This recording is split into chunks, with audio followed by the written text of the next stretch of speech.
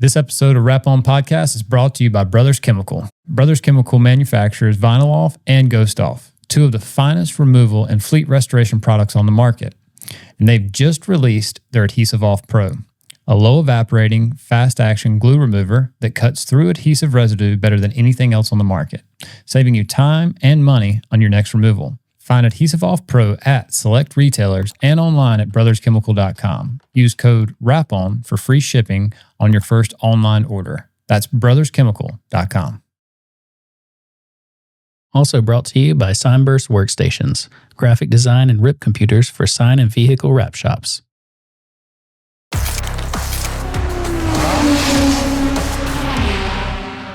All right, let's go. I'm going to be ate up. That's all I'm going to be able to think about for the rest of the podcast is this watch. Like I said, just like the simple fact that you walk around with your phone on silent, like that's. Oh yeah, you know what I mean. And the thing is too, I guess I've been that way for. I actually saw a funny thing on Facebook. Somebody shared. It's like, imagine, think about the money we spent on ringtones back in the day. Yeah. Now, if that phone makes one single sound, I'll throw it in the road. Dude, I literally just told Gio the story the other day about the first phone I ever got that was like on like a credit card payment plan. I was probably 16 years old, and I convinced my grandmother to use her credit card to pay for this T-Mobile phone. It was whenever T-Mobile first started Sure. doing their thing. I'm sure it had minutes, right? Oh, well, no, this was the upgrade from minutes. Okay. I got Yeah. It was my own thing, Gotcha. And just so easy to buy ringtones. I ran her bill 99 cents. Oh yeah, $300. My grandmother Every week when that new banger 50 Cent song came out, I was like, I gotta have that. Well, Just a bunch of beeps. Yeah.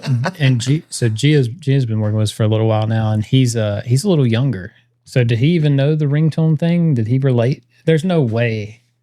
He's like 24. No, there's no way. There's no way. That's way before his time. Yeah. I feel like I asked him, and he was like, "Yeah, I totally know," but you could tell. Yeah. I actually worked in wireless before I got into this industry. I worked in wireless Way. for years. So that's where, like my customer service, my sales, being able to talk to people, things like that all came from. So that's part of the soup there. Yeah. That's funny because I remember we right when I was actually still in high school, we had a contract. And I say a contract, it was a guy I played baseball with. His dad built cell phone towers. Oh, wow. And we got like all these like crazy little tiny letter signs that they would hang up. Oh, gotcha. It was huge back then. Like it was like the coolest thing ever. Like, Yeah. It was a bitch, right? Like weeding out all those little tiny letters and like keeping everything square and perfect and everything. But it was like a big deal. Like I was so jacked, like, and it was just the dumbest stuff, right? Like I want to say maybe it was like a 9x12 little aluminum sign, Yeah. But it was work. We still do a lot of that kind of stuff, and I'll talk to people and they'll be like, yeah, the stuff you see that's in a magazine, that stuff is fun, it's creative. But when I see an order come, because we've got a flatbed printer, when I see an order come through for 500 lawn signs, I'm like, ooh, that's paying the light bill this month. You know what I mean? That's funny. So what year did you get started in graphics? So you said from wireless. So That's originally, yeah. If we kind of swing it back to the beginning, I was an art major. But we don't have to. I was just, if in my head, like, no, thinking it won't make sense if we don't. Okay. So, the connection between going wireless to exactly. to graphics, That's why we got to kick it back there. So in high school, I was an art major, painting, drawing, fine art, absolutely obsessed to the point where I would get kicked out of like math and English class because I want to get out of my sketchbook, math and English, who needs that stuff? So you're a designer. Oh, yeah. Yeah. Oh, yeah. So that's so funny. I wouldn't have guessed that. Yeah, I could show you some of my design stuff as well because in my shop I could do everything. Sure. I can design, I can do pre-press, I can run every piece of equipment, you know what I mean? Just every asset of it or every facet of it because I had to once upon a time. Yeah. So, art major throughout high school, that was really my passion. At a local sign shop, I met the owner of Wandered In one day when I was a kid, 17 years old, and say, hey, because old school sign shops, they would have all the stuff on the outside and on the walls, all misprints or whatever displays and things like that. So I wanted to know. I'm like, man, this is cool.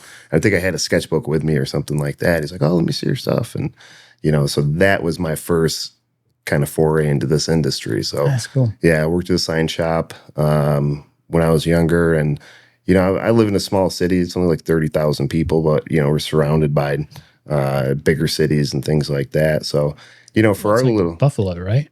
yeah, I'm closest to Syracuse. Okay. Syracuse is about 25 minutes away from me. Rochester's about an hour away. Buffalo is 2 hours away. Got it. Going the other direction, Albany is about 3 hours, I think. So, Okay.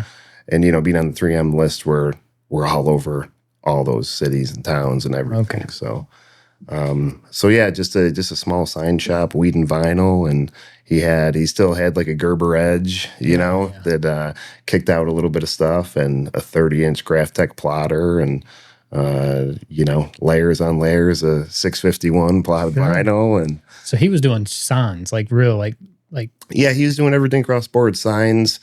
He wasn't doing carved and painted or anything like that, or any electrical signs, but it was simple signage, flat panel signage, Gotcha.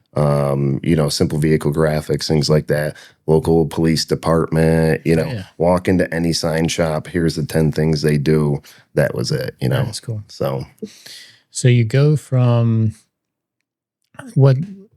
And this is starting to make more sense, right? Mhm. Because in my head, I'm thinking you go from wireless to graphics. And Right. You had to start. You had already done it. So what? You graduated and then moved on to bigger and better things. Is that? yeah, I worked there while I was in high school, a little bit after. Just went to community college, tried that a couple times. That didn't work out. Went for, like design and stuff to begin with. School just wasn't for me. Sure. It seems like a lot of entrepreneurial people, a lot of people in this industry too. Oh, yeah, for sure. It just wasn't us, So that was me, that classic story. Gave it a shot a couple times, went back to work there. The second time I'd gone back to school, tried college out. It was for, the business and marketing aspect of things. I was like, oh, wow, I really like that. Marketing 101 textbook, talks about NASCAR and that big explosion and things like that, how they changed the face of traditional marketing. So that really interested me. So now I've got all these things kind of mixing around in my head. And I actually ended up dropping out of school the second time because I got a job in wireless. Okay. So it was like selling cell phones in a kiosk and things like that. I think back then it was T-Mobile and Singular that eventually became AT&T. Sure. Or AT&T bought them out. And I was always kind of a smart ass, could always talk to people, so I did good at that. I excelled at it real quickly. I was like, dang, we can make some good money. I'm a 20-year-old kid at this point. Sure. I was like, got a couple of my buddies a job, and we were just slinging phones. So you were selling phones and plans? Is that kind of the deal? Yeah. Yep. Signing people up for plans, doing upgrades. Hustle, right? It was a hustle, for sure. Yeah. It was a hustle. So like I said, I ended up being good at it, and I found I could be like a good salesperson. You didn't have to be like a sleazy, slimy salesperson. I could sell from a customer service point of view, and the sleazy, slimy part of it, that's the easy way to do it. Sure. You know what I mean? So ended up doing pretty good at that. It was a lot very young, a lot of money too young. Went through a couple companies. Last one I worked for was Verizon. I think Verizon was one I liked the most. I still have a Verizon phone this day. Will not switch. Did really good. At one point, I was like number 8 in the Northeast for sales. Yeah. Ended up going from, with all the companies, went from like a sales rep to an assistant manager to a store manager. So, and I'm assuming the stores are where it was at, right? Like, that was like fish in a barrel pretty much when they walk in. Like, yeah. A lot of my career in wireless was based in like mall kiosks, too. So that's like you said, they walk into a store, they're there for something, right? They're there for you. The mall kiosk was like, we're almost like trying to reel them in. Sure, You yeah. know, so that was some real guerrilla sales. Right, yeah. You learn a lot quick in that situation. But to sink or it swim. gives you kind of a platform. You know what I mean? Yeah. Like it makes it where you're not scared to. I mean, because every single person walking by could be a client. Could be, 100%. you know what I mean? It's just, 100%. and it's like, what? Oh, man, I bet you had all kinds of little tricks and Oh strategies. yeah, yeah. You see And it was fun. You're you're young, you're wild. Yeah. You know, so it's you look at it as a challenge. Like Yeah. you know how, and you got a quote every month. And I was murdering it. Yeah. I'd show up hungover half the month Yeah. and still do 160% of my quota. You know. That's funny. But it was cool, you know, to work for some of those companies. Then, you know, when I worked for Verizon, I consider that like the big leagues. Sure, You know, yeah. there's, you know, you think of Verizon, think of 3M very Oh, yeah. similarly, you know. So that's with Verizon, I really learned the polished corporate end of things. Sure. And, you know, they put a lot of time and money into training their people. Right. So that's where I really learned a polished customer service kind of role. And, you know, you learn in those situations like nothing bothers you anymore. You know, so and I've got a lot of that is contribute to who I am and where my business has grown today. You know, Sure. when a customer comes in upset, back then it was a $3,000 phone bill because their daughter was text messaging and didn't have a plan. You know, Or their grandson buying ringtones or whatever. exactly. That's it. That's it. So, you know, and we could do the same thing in the shop. You know, something comes back and, you know, the customer's not happy or we didn't set clear expectations or something like that. Then, you know, all that training from that, you know, kind of helps these days. That's for sure. It prepped you. Yeah. Yeah. Set that foundation. So you knew when you go, you know, now when somebody comes in your place, it's like, man, this is easy. Yeah. Like yeah. their concerns now are nothing. Yeah, and my guys know, you know, I'm like, well, and it doesn't happen a lot anymore. Sure. You know, we've refined a lot, and I've got a great team. But you can't 100% eliminate. Right. You know what I mean? Right. But, you know, when it wasn't so much that way, I would say, you know, hey, somebody comes upset, that's for me to deal with. Sure. You know what I mean? Even if I had nothing to do with it, I'm always going to deal with it. My guys aren't going to sit there and, you know, take shit from somebody that's upset. So, And I can imagine like working big corporate, that at some point you run into a ceiling where there's really nothing you can do. yeah. And the thing was, you know, we're freaking wild men. You know, I still have some friends, some acquaintances that are in the industry, and now we all refer it to as like the Wild West days of that industry because, you know, we would find ways to make money. We would, you know, find, okay, there's a huge spiff on this feature because they're trying to roll it out. We'd be slanging that feature. You know what I mean? And they'd be like, and it was almost like they would see they were doing really good on it, and then they'd be like, okay, well, we're not paying that spiff on that feature anymore. So as soon as we really found the way to make money on some of the stuff, it felt like they kind of, you know, drew it back. Well, it sounds like you got out at probably a pretty good time because now it's like, hell, most all the phones, plan, everything's pretty much the same. I mean, I was up at, where was I? I randomly had to go by a Verizon store. I was out on the road somewhere. I needed a charger, happened to see a Verizon store. Sure. I slid in there and like, there was like one guy. There's like 4 people in That's there wild. with like nobody getting service. It was strange. It felt, Well, I mean, you can do everything. I haven't set foot in a Verizon store in years. Sure. You know what I mean? I think I had to for, you know, like an insurance replacement or something like that on a phone. They're like, oh, you got to go to the store because I needed one that day. Right. I was like, I'm about to go out of town tomorrow. yeah, gotta have it. I need something today, you know? It's way different. So that was when smartphones were first coming out. So you had like the BlackBerry Curve and you had the Motorola Q, which was one of the biggest hunks of crap on earth. And I was really intrigued in that stuff too. Sure. So I became like a smartphone specialist, which led to me being more of a B2B kind of specialist. So it's and what I wanted to do eventually, you know, in high school with art, I'd want to be an art teacher. Sure. You know, then I found out how much art teachers Right. I was like, well, maybe I'll rethink that a little bit, you know. Then, you know, nothing against teachers, you know, they're obviously the foundation. But I think they're underpaid. Oh, for sure. You know, so then when wireless, you know, is my ultimate goal to be like a regional trainer. Right. You know, so you can see how all this kind of Yeah. rolls together to today, and kind of chasing the goal, starting training and stuff like that. So what was the big flip? Like at what point were you like, hey, I'm done with this and I'm moving into this? So wireless and sales, we used to refer to it as like dog years. Hmm. It's so fast paced. I mean, you bust your hump to make the numbers for that month, and then boom, that month's over. Here's another one. Sure. Time to go again. You know what I mean? It was just relentless. And that's the game. That's a sales game. Period. Yeah. Especially when you're high performing. Yeah. There's no breaks. That's a young man's game. You got to go. Yeah. Keep it moving. And there is no take a breath, Right. Unless you coming hungover for a couple of days or something. Sure. But just burnout. Yeah. Went through a few companies, and with that, and I'm like, man, what am I doing? So one day, I started working at like an AT&T in a call center. I was like, well, this would be a change of pace. It's inbound sales, so fish in the barrel thing. Yeah. Again, you know what I mean? But then that had its own freaking weird stuff. Now you're taking calls from around the country. Right. And it's like there's a ton of people trying to commit fraud and buy stuff with other people's credit cards, or pretending to be their grandmother or something like that to get signed up.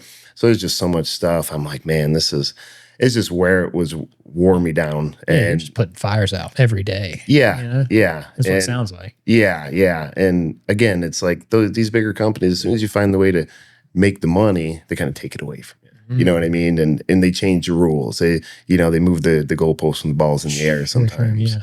So one day, and I'd never done this in my life, one day I walked out. You were done. I'm done. Yeah. I'm done. I walked out, and I said, I'm not working in wireless ever again. I moved back home. I think I was living in Buffalo at that point. One of the bigger cities in New York. And I moved back home to my small city. Told my mom, like, I'm moving home. Like, I quit my job today. I'm coming back. That's it. Sure. She's like, okay. So I did, and I ended up working in like my buddy was running a pizzeria that did more than that, like burgers and things. Sure. I went to work in the kitchen just to have a paycheck, Sure. to figure out, it was my buddy's place. I just figure out what my next move was and things like that. And in that time, that was when Craigslist was a thing. Sure. Saw an ad on Craigslist. It was like an old family friend, somebody I knew. He was like buying and selling cars, used cars, a used car license. And he went and bought, there was like some older guy retiring, a small sign shop guy. So he bought like his 30-inch plotter and a 4x8 table and some calendar vinyl from him and stuff like that. And he put something out there. He just wanted, because he bought that stuff because he wanted to just put prices on the windshields of his cars. Yeah. And he couldn't figure it out, save his life. It's like Well, they an old, painted them forever, right? Like that was like the thing. Like the guy would come around and just kind of lay out But and I think I still follow a guy on Instagram that does a lot of that. He's at dealerships every day doing the cars. That's their thing, It's beautiful. That art form is just that.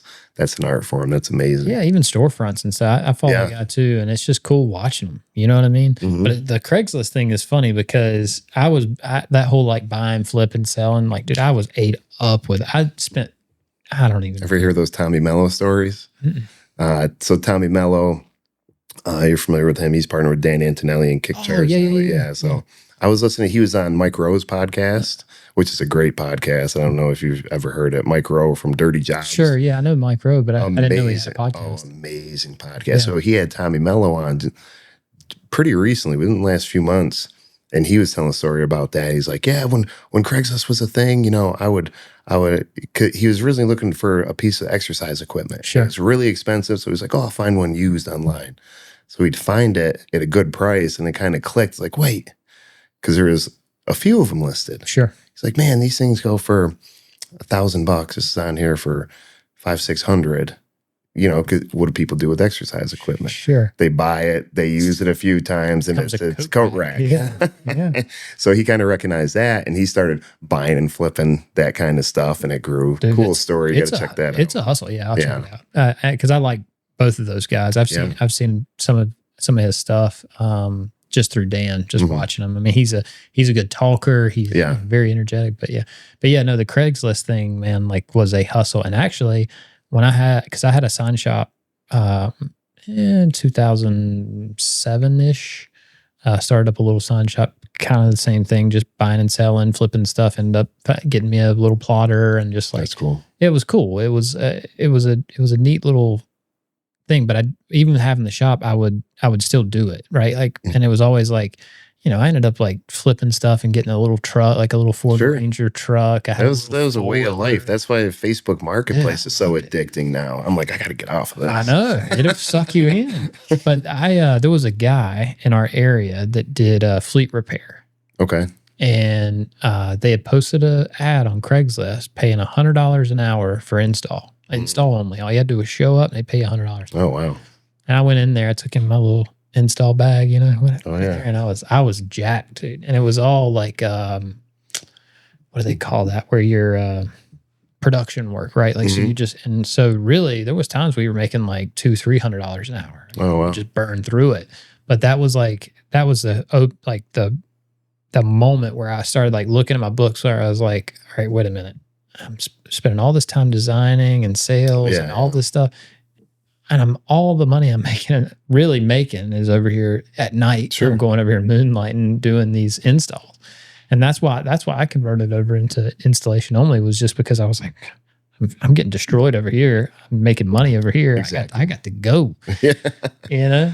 But it's funny though, because the Craigslist thing, otherwise I'd probably still have a sign shop. Right? Yeah. You know, and which I mean is a good business. Like, you know, like you said, like just doing.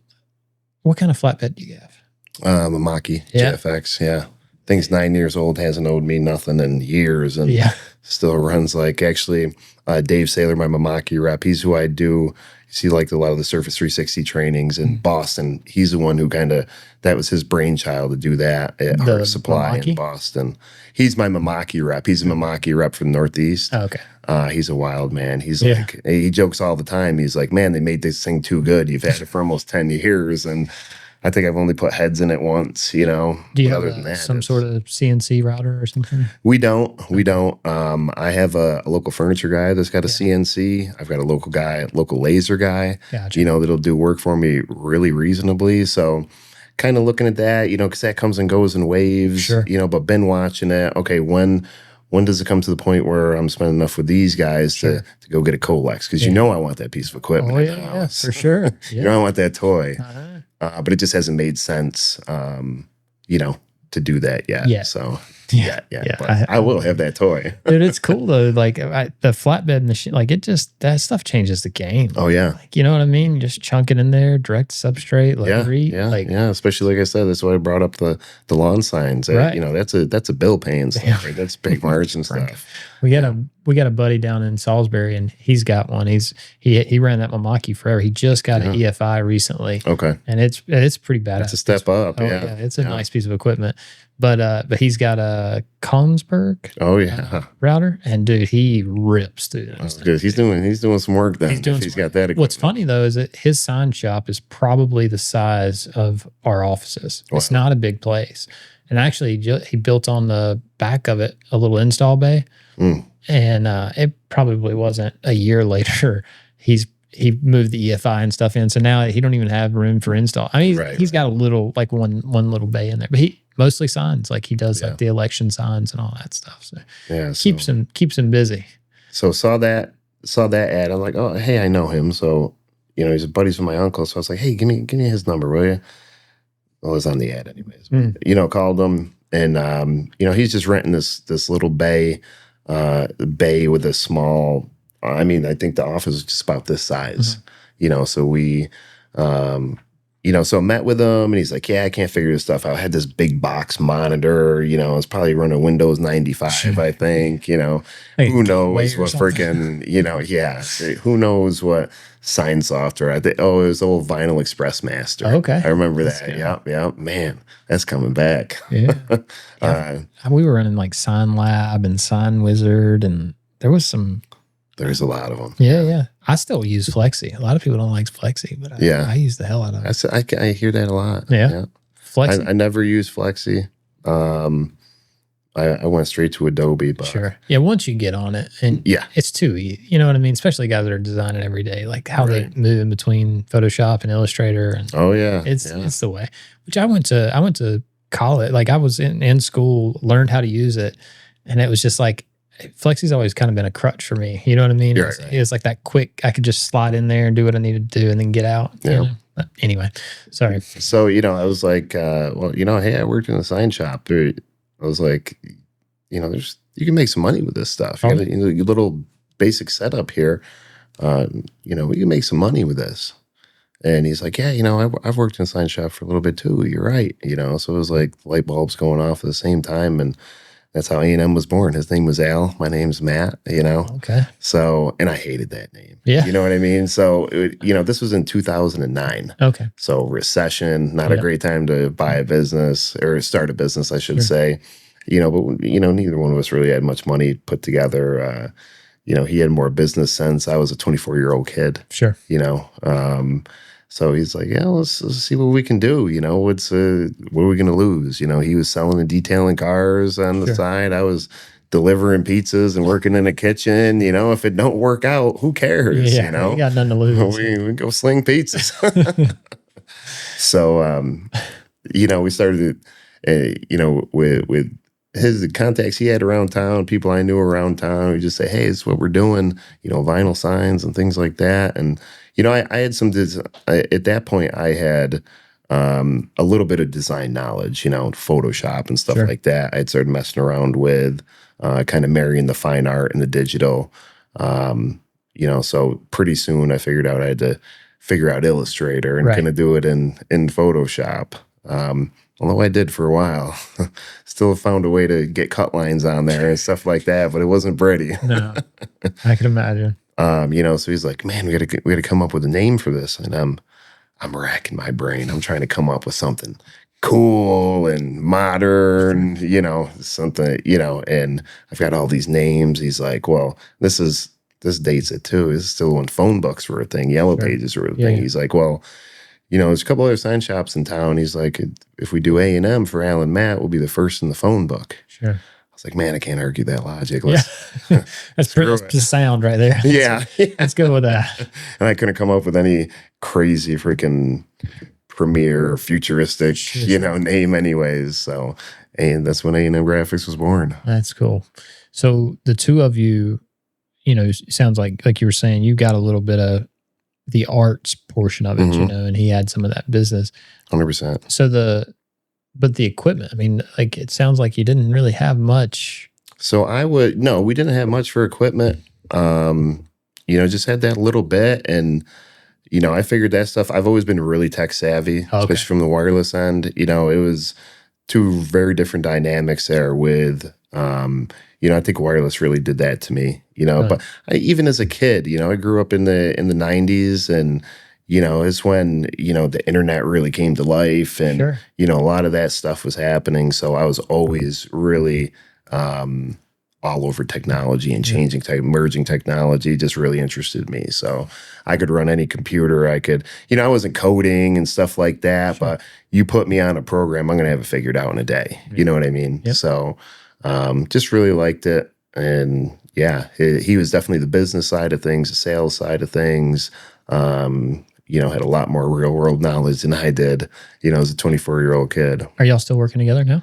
Nope. So I bought him out in 2021. Nice. Yep. Hell yeah. Yep. And so, now the meaning of A&M has changed. And the reason it did, because I went and, following the Dan Antonelli guide there, actually, when I changed our logo, I had it designed. I had this old, I'll show you after the fact. Had this old school sign shop looking logo where it's like an oval and like a paintbrush and an X-Acto knife and a ruler or something stupid, though it looked like an old school sign shop logo. So, and, it did its job for years, but finally it was like, man, we got to modernize this. It was like 2019. I think I just got 3M certified at that point, 2019, 2020. And so I was working on this logo for a while, And then COVID hit. So I was like, I was ready to get it out there. I was ready to change over, and COVID hit. The world was kind of upside down. Everything was weird. Everything was weird, Were you busy?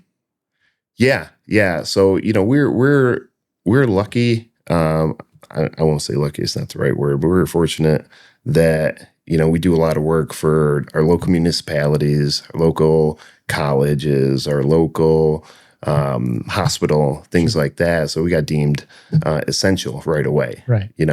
So that was cool. And we flexed to what we had to do, COVID sign and social distancing stickers, the sneeze guards, things like that. Yeah, I think that's why weird kind of really sums it up, because the rest of the world kind of fell off, but we were busy. Yeah. We were covered up. Right. So it was strange. Well, then you had a lot of, once things got a little further down, you had a lot of extra money injected into the economy too. Yeah. So businesses are getting the stimulus stuff, payroll protection funds and stuff like that. And there's a lot of money, a lot of money, and they're investing it in themselves. Right. So, so I had this new logo ready to go, and I'm like, Dan Antonelli, from the beginning, is a guy I always looked up to. Sure. He's in New Jersey. I'm in upstate New York. So, to the point where, would read his stuff in Signcraft magazine back in the day, and like always tried modeling, my design style after his and things like that, especially as it progressed. And to the point where I saw he was like doing a class at a trade show in Atlantic City, and chased him down, introduced myself, said hello, and he ended up being just the coolest guy. I've always done that. I don't know if I've annoyed people doing that, but that's why some of the people I know in this industry, I know because I've never been afraid to say, "Hey, man, my name's Matt. I just want to introduce myself. Appreciate what you do. I really look up to you. I follow you." Things like that, and it seemed to work out up to this point. Dan's a good one. You know what I mean? Yeah. Like he's just been around forever, and Right. his brand, like in his building, and just I don't know, even like his new stuff where he does like the like his YouTube stuff. Yeah. Have you seen any of that? Yeah. Oh, it's so good. Yeah. Like he's crushing that stuff. Yeah. So he was always a little bit of he was always always would answer messages on Facebook after that, never hesitated to give advice. Did you go to the class? Yeah. Yep. I went to the class, and then he was it? like, it was Dan Antonelli. What do you mean? You know how it was. So it was good? Yeah, it was really good. That's cool. And again, I'm a 24, 25-year-old kid, and I've always been really headstrong. It's like, if I'm going to do this, if I'm going to be in this industry, I'm going to do it the best I can. Sure. You know what I mean? I'm not going to half-ass anything. Right. There's only one way to do it. So, my designs, I'm trying to emulate his style because it's killer. He's doing it right. Oh, yeah. He's the guy. He's the guy, right? I always call him the godfather of design. And, so he was always, very good to me. And, would always answer messages, would always give me guidance and things like that when I needed it. I even would send him these, I'm sure those designs were horrible that I would send him. He'd give me a little feedback and stuff like this. And, this is before the kick charge days too. Sure. This was graphic D signs, and then eventually the kick charge stuff came, and he was always just there for me when I had questions and stuff like that. Very generous with his time. That's and always a great guy, so I'm sitting back there, and he actually, we were conversing back and forth a lot when I designed this logo. And I'm like, man, I've got this logo ready to go. But everything's so weird. I don't know if I do anything with it. He's like, Matt, what do you mean? You got to think about, like, everybody's in front of their screens more now than they ever have been. He's like, if there was ever a time, it's now. So I'm like, let's go. It's a real Dan Antonelli thing to say. Yeah, 100%. That's no bullshit. Yeah. So this logo, I think, kind of, symbolized the changing of the guard. Sure. It's when, like I said, the 3M certification, and shortly after that, buying my partner out. Was that a pretty big deal for y'all's business, the Dream certification? Yeah, that was huge for sure. Yeah. Again, we live in a small city, like 30,000 people. Sure. So for what we're doing, to rely on that economy wasn't realistic, for the goals and aspirations I had. Sure. So after, we talked about Mike a little bit. after doing things wrong for a good number of years and, having channels pop up and stuff like that, it's like, why the hell is this happening? Sure. With no training, Right. you know what I mean? Just figuring Figure the it shit out. It's just like so many other stories. I think it was about 2015. I want to say that where it's like, okay, if we're gonna do this, we got to do it right. So Al and I made the decision. We'll find somebody. Maybe I'll go somewhere, get some real training, or maybe somebody can come to us. And it wasn't even me; it was Al that found Mike Zick. I don't know how the hell he found him. Him just searching. I have no idea. But kind of like we started talking about earlier, he found him, connected with him, and Mike's the man. He's cool as shit. the man. Yeah, the man. He's cool as shit. One of the best individuals I've ever met in my life. Yeah. Salt of the earth. Yeah. Talk about somebody that's generous with their time. So it just happened to be that he, I don't know what you call it. He was the first certified on-site trainer for 3M, which means he could go to your shop. He would come to your shop and give you 3M training. Yeah. There's no certification involved in it. It was just training, Right. So we did that. We spent 3 days with him. We spent 3 days with him at my shop, and I was like, man, found out real quick just the things I was doing Sure. wrong, He's so nonchalant about it too. I've done several training classes with him, man, and like some of the stuff that he just rips off the hip, man. Like I can't. We were down. He's a king of nonchalant. Dude, he's the king of back. nonchalant. Like, yeah. we were down in San Antonio doing a class, and he said, "I got this one." I was like, "Where the hell is he going?" He's walking back towards the front where all the students are and everything, because they'll do like a slideshow or whatever. Mhm. He picks up one of the students' bags, and he was like, "Somebody was talking about wanting to know about tools, so we're going to talk about tools." And I'm just standing there like, all right, how's this going to go? And he just starts pulling them out. Let me one get by- a seat. Yeah, just pulling them out one by one and just like talking about them. And it was just like, damn, that was cool, man. Yeah. Like it was just perfect timing. Just like, because obviously with the classes, like there's a structure and there's certain things, where they expect us to hit and go over. But for him, it's just like he takes it. Yeah, it just flows with it, right? Yeah. Like it's just the most laid back. And don't get me wrong, we got a lot of really good guys. Of course. Kenny Miller's another really good one. He can rip off the hip pretty good, but Mike is, he's very talented. So. Yeah. So, just by happenstance, again, something I feel very fortunate about happening, that was a guy that trained me how to wrap, that's cool. The finer points and, showed me what I was doing wrong and things like that, and I've got no idea at this point, you know what I mean? Who's training me, Sure. The legend that this guy is Right. and stuff like that, Yeah. but we hit it off instantly. We became instant friends. That's cool. He's an easy guy to get along with, Oh, yeah. but again, he was, just always there for me, even after the fact, always answer the phone. Hey, anything you need, you let me know. You get yourself in a jam, That's cool. call me, I'll help you figure it out. And, you're talking about that was a decade ago, Y'all still, and somebody still answers the Yeah. phone. That's cool. So y'all still tell y'all buddies. Yeah. I would say so. He's been a really good friend of mine for a long time. Like we talked about a little bit, he was first on-site trainer, and I did not find this out until years later. I think it was after I went and got the 3M certification that he was first on-site trainer. I was his first on-site student. So cool I'm is like, that? What are the chances? yeah, I'm like, why didn't you tell me this years ago? Sure. Well, it never came up, Mr. Nonchalant. Right. Yeah. Like, I didn't even think to mention it. Yeah. So it was, I think it was 2018. We decided we're going to do 3M certified shop, not just a 3M preferred. Right. We're going to go that extra step. So it just made sense for what we were doing. Went through the UASG process, which took a few months and things like that. You get through all that. They check you need references from other 3M certified people, all that jazz. you know, they check how you do business. You got a certain level of insurance, things like that. Sure. The site visit from Kip. Yeah. He was just up again to do a check-in. Really? Yeah. We chatted about you a little bit. Yeah. Told him I was coming down. That's cool. He's like, yeah, I know Scotty. Yeah. So I've told this story. You've probably heard me tell this story, but he fired me in 2006. He didn't say that. He canned my ass. He did too.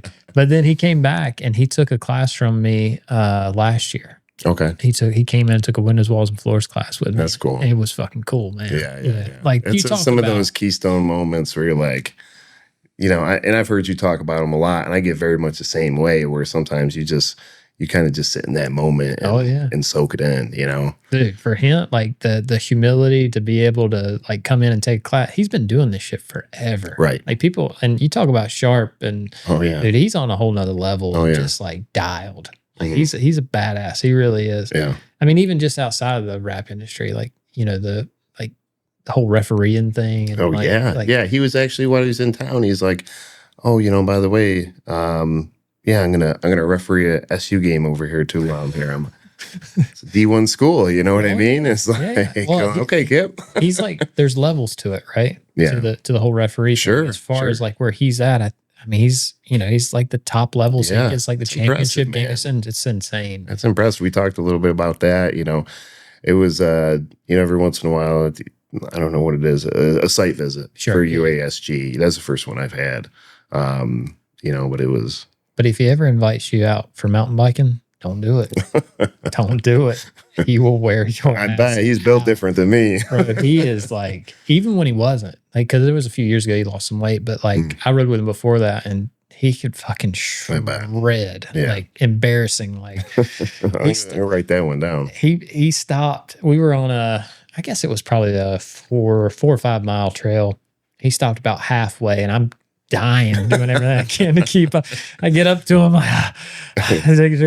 and I look up and he's gone again. I'm like, just take a breath and let's go. Yeah, it was rough, man. He's, like I said, he's a machine. But yeah, no, he was the president of the USG for years, and like, yeah, he's a good one. He's great guy. Oh yeah, and he's run some, like, he was part of when Famella bought Motorsports. He was part of that whole acquisition, and so I can't say enough good stuff about him. He's just another one of them dudes, man. It was cool. It was perfect time for me, like how we've ran back into each other over the years. Yeah. You know what I mean? Like it's been wild. It's pretty cool.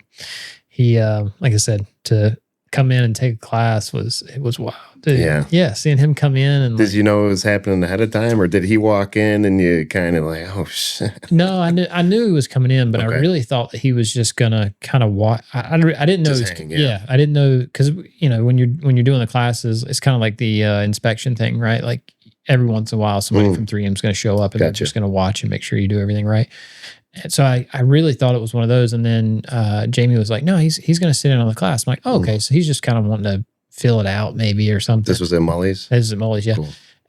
And so he comes up and he's like asking real questions. And I'm like, you're taking the class? Like, and he was like, yeah, of course. Yeah. I was like, you're hands on. Like, and he was like, yeah. I'm another student. I'm just here to take the class. I was like, whoa, man. But he took it serious, like very serious, that's like cool. Dialed in. Like, and you know, and those guys, I could see that, you know. So yeah, that was pretty cool. And finding that out so much after, I don't know, 3, 4, or 5 years after the fact, I found out, you know, it's like, man, I wish I would have known that a long time ago. You know, that's cool. That's a point of pride for me. You know what I mean? Yeah. You know, so then when, was it 2018, UASG, all that stuff. And then finally got cleared to go train and test in St. Paul in early 2019. And, you know, I mentioned earlier when I was out there, you know, and it was a big deal for me, you know, especially being a business owner and having a staff and, you know, people back home knowing I'm going out to do this thing. And it's like, there ain't no choice but to bring that home. Right. Baby, Yeah. you know? Well, it's a big deal, period. I mean, we even watching people come in that are doing it for a company, like there's a lot of pressure. Yeah. They got, and I watch people drop right next to me, you know, get a guy next to me, gets a tap on the shoulder. He's like, "It's your last mistake, man. You're done." And it's like, I was sweating as it is. I had a buddy of mine, Ethan Lenz. He's 1330 Wraps. He's up in Green Bay. Okay. Great guy. We went to Lowen. We went through the certification together.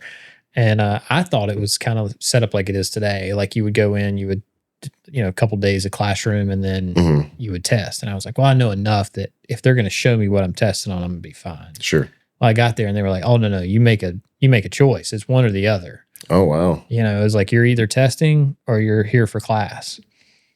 And I was like, I don't know. And so Ray, it was one of Ray's first classes. He was the instructor at the time. And he was like, well, here, wrap this and I'll watch it and I'll tell you if I think you're ready. So I wrap it. I get done. Ethan comes up and he nudges me. He's like, you got to test. And I was like, I can't afford to fail. Yeah.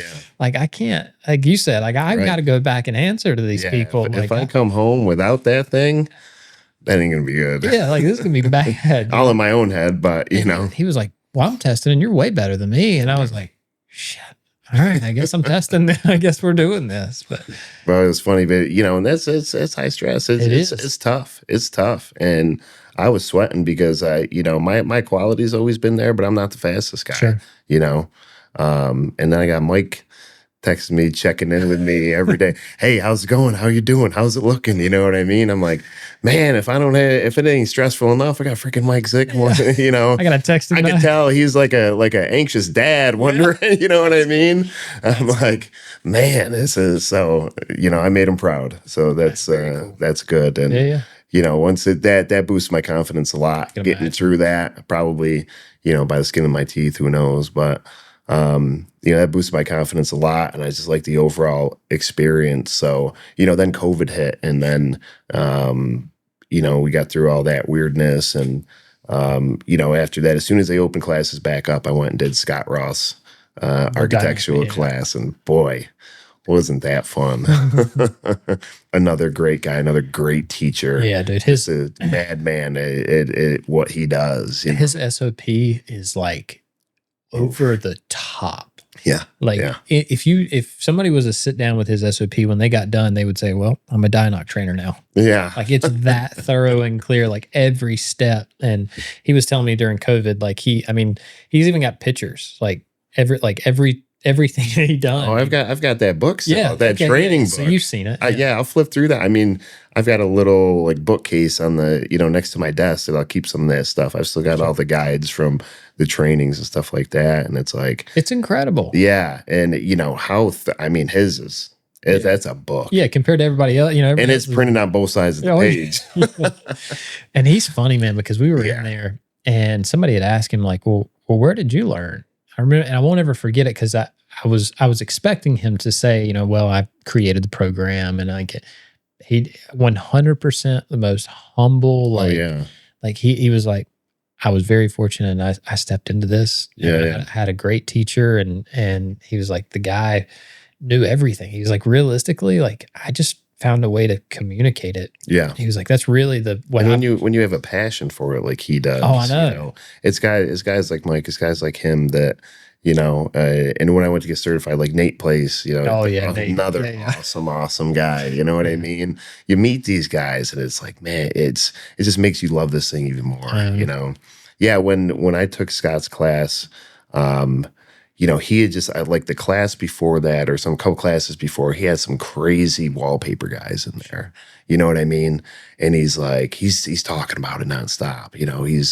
He learned new techniques. He's like, I had these crazy, I don't know if they were, like Asian guys or something like that. It was something like that where he's like, what they're doing and how they're doing it. He's like, this is how I normally train it. This is how I'm going to train it. But I'm going to show you this other thing I learned from them too. Cool, you know what I mean? Yeah. So, it's guys like that, we're really just take everything in, and they're not afraid to say, hey, I learned this new cool way to do it. Right. That's that really shaped, who I am. When you see people you respect that can 100%. Have that kind of mentality. So. He's the kind of person you want to see in a role like that. Yeah. You know what I mean? Like he just checks all the boxes. Right. The passion for it alone it's infectious. Yeah. And the skill, like he's a talented, yeah. you know what I mean? Yeah. Like he's like that whole nonchalant thing is just kind of like, well, hey, come to your corner and Right. do that, you know. And I just, think it was like the cabinet door or something like that. I think I wasn't paying attention, and I got it was like a patterned die knock film or something like that. I think I got a little crooked, and then so he points it out, and I was like, man, well maybe like the die knock was cut crooked or something like that, and I think he maybe thought I was taking like because he cut it, you know. So I'm just thinking out loud, you know what I mean, making excuses for myself, you know. But he kind of looked at me, he's like, well, I've never cut one of those crooked in my life, so I don't know what happened there. And I'm like, oh dang, what did I just do?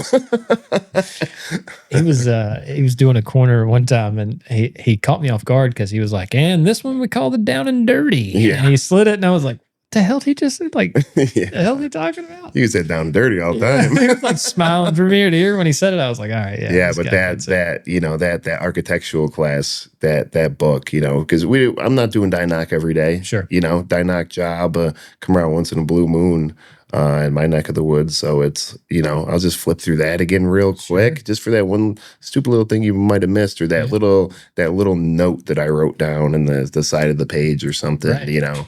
5 minutes, just, oh yeah, I can do that. That's going to save me a bunch of time, you know?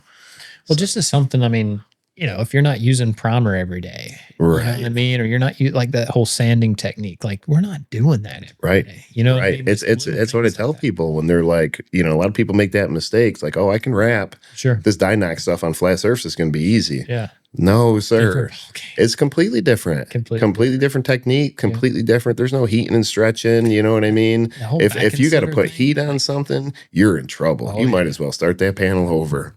The backing slitter deal, like where, dude, like how many cool, like little, you know, flaps that red little backing cutter. I still that's still in my kit to this day. I like that better than any of the other fancy ones, and I've tried them all. You know what I mean? Not all of them, but you know that I still use that thing. This thing is still just tried and true.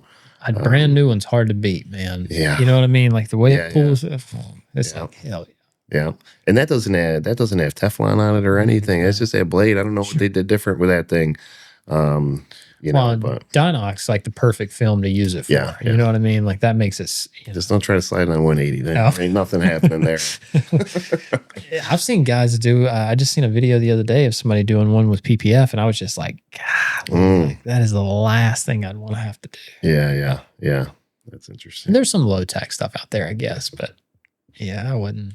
It wouldn't be my go-to move. Right. It is neat though, you know. Yeah, and a lot of those things, I hate calling things tricks, you know, or hacks, because that's not what it is. It's new skills, you know. It's you know, but some of those things I learned in that die knock class, in that architectural class, it's like weird little things that that you add to your game. You know, you add to your overall game, and it's like, oh man, I can do this here. I can use that backing cutter going in this inside corner, even though I'm using, you know, like IG-175 or wrap film, printed wrap film. You know, hey, I could do this. It's going to make that corner a lot easier. I'm not crumpling and fighting. That's right. You know? So it's just something as simple as like I can remember he was hanging a panel and he threw his knee up on. I do that all the time. He threw his knee up on it. I was like, well, couldn't you just tape it? Yeah. And he kind of looks over his shoulder and smiles. And he was like, yeah, you probably could, but it seems to work pretty good, don't it? I guess you're right.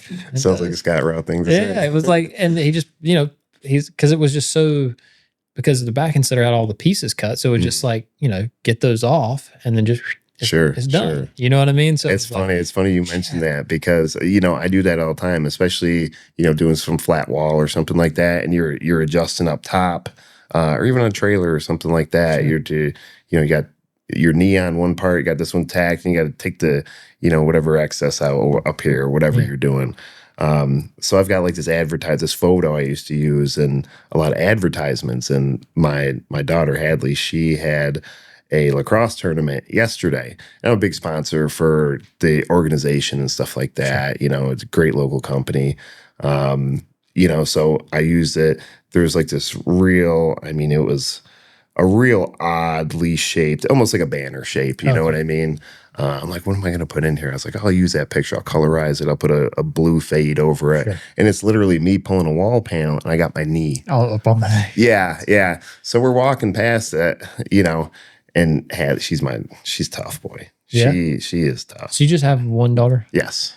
She's pretty young, right? 10. 10. Yeah. Playing lacrosse? Yeah, that's her sport. Cool. Yeah, Really? she's tough. She's all in? Yeah, she's been playing that for almost 3 years now. That's cool. Yeah, that's her sport. She lacrosse, dance. She did soccer for a long time. It's pretty aggressive, right? Like She's aggressive. Yeah.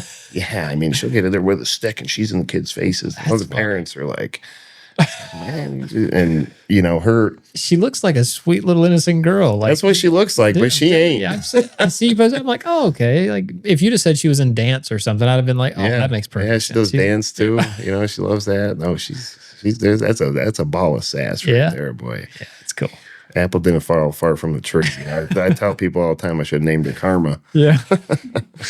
But we walked past that ad, you know what I mean? Because she roasts me all the time.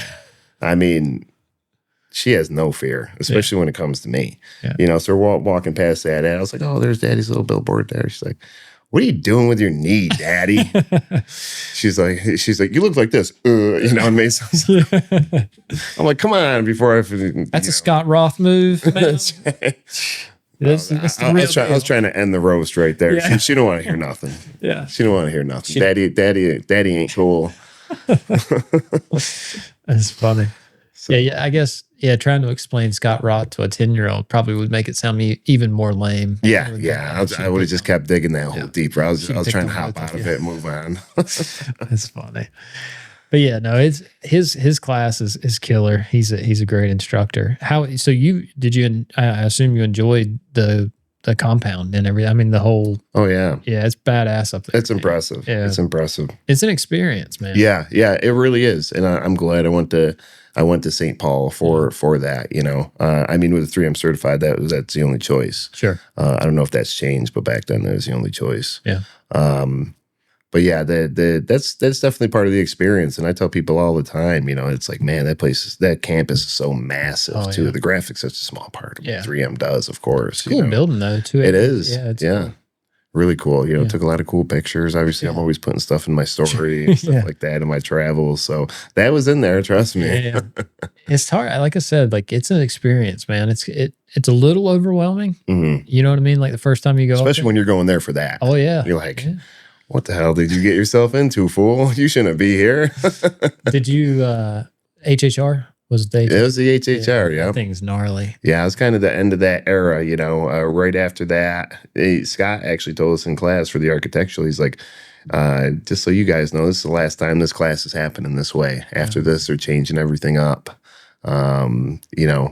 So right after that, they changed it, to all the smaller badges or whatever you call it. Accreditations. Yeah, the accreditations. Yeah. And switched it to the Camaro. And I know they changed his course up a lot and stuff like that too. So yeah, it's cool. I like the accreditations. I think it's neat for, it gives people an opportunity to, if they're a color change guy, there's a color change class. Sure. You know what I mean? So I think it's cool. And then it's kind of gives people opportunity to grow, like it's not like you're just limited to, if you like you're going to do an architectural, right? Like it's like, windows, walls, and floors instead of going in for, everything at once. Yeah, exactly. Because I like it a lot because I was grandfathered in. So sure.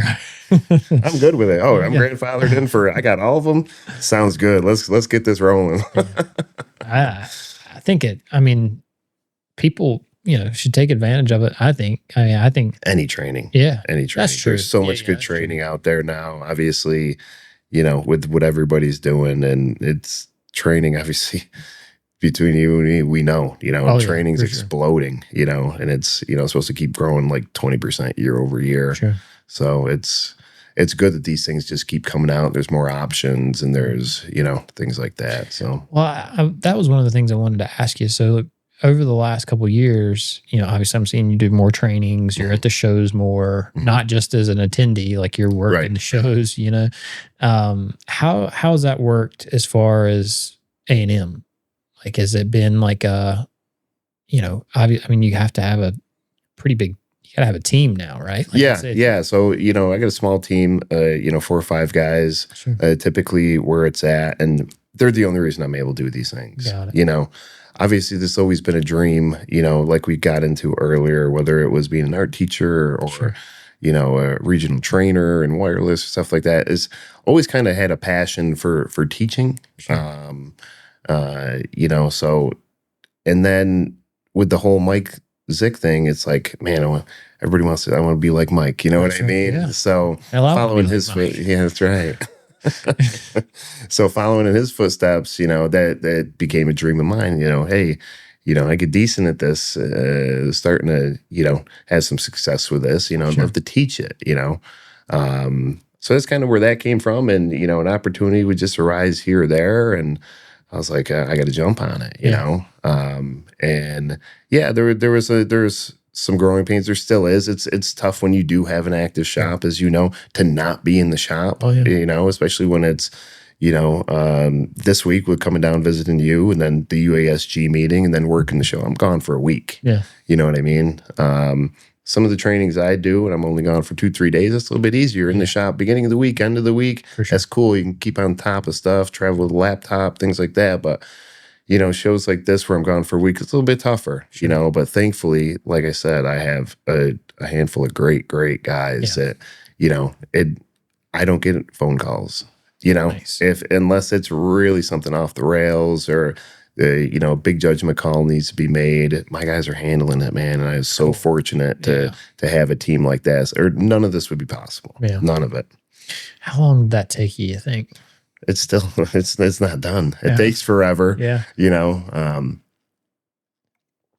it's kind of one of those things that it's always a process. It's Yeah. always a process. You know, you listen to guys like, you know, John Doover and Chris Ulmer talk about these things. Sure. That's a process that just keeps evolving. You just keep getting better at it. You keep refining it. But that's something you can never look at and say that there's a finish line. Sure. There's never going to be a finish line. Gotcha. It's just something where you get better at it. And me as a boss, you know, which I hate that word, you know, me as a team leader, Sure. me as a coach, you know, let's think about it that way. Because I hate the stereotypical archetype of boss and employee. I think a lot of people are like that these days. You know, I've always been that It's way. strange because like it never bothered, like I didn't have a whole lot of bosses, but when I did, it never really bothered me like that. Not that I can, you know what I mean? Like looking back, like I don't remember being like it being a big deal, but yeah, no, it's a thing. Like people are, It's a thing. Yeah. It is a thing. And you see, there's a lot of different shades of that thing. Sure, You know yeah. what I mean? Some people want that person. Yeah. Some people want that general to command the troops, That's or right. you know, to give them to kind of march, point them in the direction they should be going. Yeah. Some people don't want that, No. and some people fight against it and fight against it. Although they won't do anything to be their own boss. I've had those guys too. You know, where it's, and you gotta. Everybody has a different personality. You got to treat everybody different. You know, you got to play to everybody's strengths. Sure. You know, so these are a lot of things that I've learned over the years, and I'm still learning a lot. We had Chris on the other day, and I was trying to get a feel for like his day to day. You know what I mean? Because I'm always interested in that.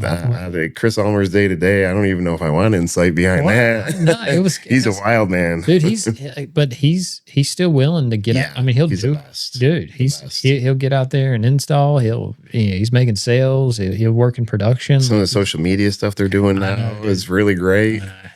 We talked about it some because it's funny, but Chris is an interesting guy. Yeah, he is. He say the least. Like watching him like go between like this competitive, but also like, because I don't know if you know or not, but he's like hyper competitive. Oh yeah, like I've watched him compete. Yeah, like he's like he takes that serious, but in the same breath, like he also, there's a part of him that's like collaboration and wants to work with other people, and so it's not like I'm here to destroy you kind of thing. You know what I mean? He's you know, and I think a lot of us are like that, more so competing against yourself, trying to bring the best out of yourself, not trying to down an opponent. You know what I mean? That's not really it. It's but at the same working time, against ourselves, dominate the competition. It's such a strange thing. Like it's because I don't know how to explain it either, because I feel the same way. But it was interesting watching him navigate through that and explain his take on it. He's the kind of guy. It's like, does that man sleep? Right. Does he sleep? Well, that's where all the white I just can't. he's up all the time. I just can't picture him sleeping. Yeah.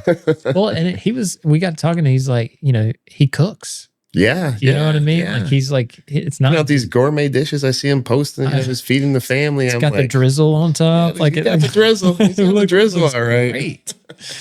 But he's got other businesses. Like he's an inspiration. He's he's one of the guys that inspired me to kind of do that, to kind of venture outside of the industry, not have all your eggs in one basket, so he really inspired me to start looking at that. And I got into real estate, commercial real estate a little bit, and bought an office building downtown in my city, named after my daughter. It was named the Lorraine Building. And I looked back too, to see if there's any history behind that. I didn't want to just go in and, but they're mine now. Yeah. I'm going to name it what I want. Put my name on it, but there wasn't nothing that I could really find. Sure. So I named it after my daughter. We named it the Hadley Building. That's cool. So that's really cool. Yeah. Threaten her all the time when she acts up. I'm going to take her damn name. Everything. Won't be no hack. We build no more. She don't care. Take it off. Yeah. She's not worried about it. No fear. That's funny. So yeah, he was really one of the guys. Because I was surprised to find that he owns a body shop and things like that. Which you look into that. Body shops are great investment. I mean, you know anybody that has a body shop that isn't busy? No, isn't booked out they're weeks. Always busy, yeah, it doesn't have every piece of grass around their shop full of cars. So it's dirty. It's a nasty business. It is, but and I started looking into that because I was kind of looking at a possible investment in something like that. I knew a guy who was really good at that, so it's like, man, well, this would be a possibility, especially you hook up with, the insurance companies and stuff like that. You don't have to do any advertising. Right. You ain't got to go looking for work. They just bring it to you. People bust cars every day, all day. It's like especially these days, everybody's on their phone, boom, fender bender. That's good money. So we've got one not far from here, FedEx, Amazon, UPS. I mean, it's all commercial. I get. I mean, I would say that's the big portion of their business because they've always got vans and trucks sitting out in their parking lot. And that's got to be police vehicles, they get dinged up all the time. Oh, yeah. Yeah. And like you say, it's insurance money. Right. I mean, that's, some businesses, it's hard to collect. Yeah. In situations like that. I know that all too well. But in that one, the insurance companies have the money. You're not, Yeah, it's almost guaranteed money. Right. So. And like you said, they're going to get them. They're going to ding them up. They're going to mess them up. So that's cool. Hearing you're diversified a little bit is neat, which, I mean, I guess I assumed you were. I mean, just seeing like the training and the business side of it and everything, it makes sense. Has install always been like a kind of a, I don't want to call it a profit center, but are you doing installs outside of that'll come and go in waves. You know what I mean? It'll be, I'll go through, that vicious cycle of, listen, if I'm out back installing, we're not making money. Sure. You know what I mean? Yeah. I'm much better at the business development end of things. Sure. I should be out there, trying to find the next account, things like that. But then it goes in that cycle of like, I got to get out there and install and to stay sharp. You know what I mean? I meant more like contract installing. Are you guys contract installing any work? Yeah. Just because that 3M list, we've usually got a pretty steady flow of contract work. We're not a high volume shop. Okay. You know what I mean? Obviously, I've visited a lot of shops. Know a lot of our community across the country, and compared to some people, I'm not high volume. Man, that's for sure. You have one conversation with somebody like Chris DeFeo. Yeah, you feel funny, right? Like then you feel like you're nothing. Zero value. I'm not doing nothing. Yeah, it's funny. He was on the. You might have been on there the other round table. The round table, and he kind of. If Chris DeFeo's on a round table, it's his round table most of the time. Yeah, because somebody's like, Chris, can you answer this? Yeah, he said I can't remember, but he was talking in terms of panels. You remember hearing him talk about that? I know all this. Chris and I haven't spoken with him in a while, but. He and I, we're very close and have had a lot of conversations about what he does and how he does it. I don't know how much I'm supposed to talk about, but you've seen some of his software stuff. Yeah. Bruh, is that not freaking nuts? Yeah. What in the world? It's insane. Like, how do you even, I mean, I can imagine how, that idea comes, but Sure. then to, go find execute and develop. go find somebody that can implement, make that happen. Dude. Yeah. And it's like a Swiss watch. I mean, it's just like hearing him talk about it in panels the other night. I thought that was interesting. He was like, well, yeah, we don't really talk about it like vehicles anymore. It's like, 1, 2, 3, 4 panels. So yeah, if we're hitting 2,800 panels a month, and I'm like, Right. the hell did he just say? Right. I need to turn this volume up a little Did I bit. miss something? And don't quote me on that number. I just, whatever. Well, the I think number it was, like 2,500, 2,600 or something like It that. was something. You're right there. He said it, and I was just like, that's wild. So just and again, he's another, I consider him like another genius in this industry. Oh, You know what I mean? Just how motivated he is to refine every aspect of his business. Sure. Some of the things, I just bought a printer from him not too long ago. But some of the things like, hey, from 99% of what we print is on 48-inch rolls of 180, because, and he named 5 reasons why. Shipping costs on a 48-inch box is cheaper. Most of your panels, if you think about it, are only really 47, 48 inches, depending how you lay your panels out and stuff like that. So he is an absolute genius when it comes to commercial production. Yeah. And again, kind of just laid back, he don't, Yeah. but once he gets fired up, he gets rolling, man, you got to hold on. Yeah. He'll start spitting stuff out. And I'm like, dang, You better have a Red Bull in your pocket. write some of this stuff down. Yeah. Man. I'm like, Yeah. Yeah. It's been he's cool. Amazing, and it's, again, I don't know. It's an amazing industry to be in because of that. Because some of those guys, like the Chris Ulmers or Chris DeFeos, the John Duvers, Mike Zick, you can shoot those guys a message no matter who you are. Yeah. You know what I mean? And I don't want to blow their inboxes up. sure, now, right. In my experience, I've always been able to reach out to those guys, and they're happy to help. Sure. They're so collaborative. Well, Duver's got a system for it pretty much. Yeah. I mean, you can sign up and, you get access to them.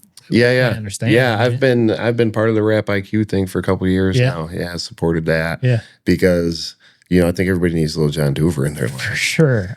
Feeling a little lazy in the morning. Yeah. Fired up. Yeah. John Duver will fix that real Yeah, quick, yeah. and he's been a huge inspiration to me too.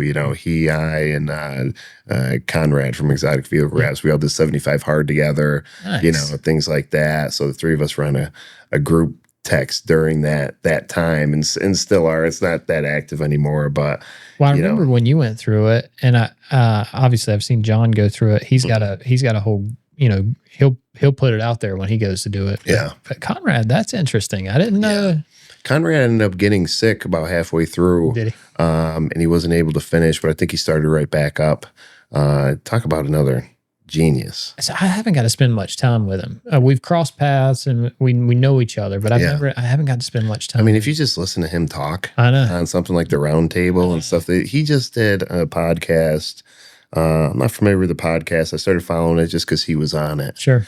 But him talking on that podcast made me feel stupid. Yeah. He's just so well-spoken, yeah. so eloquent. Yeah.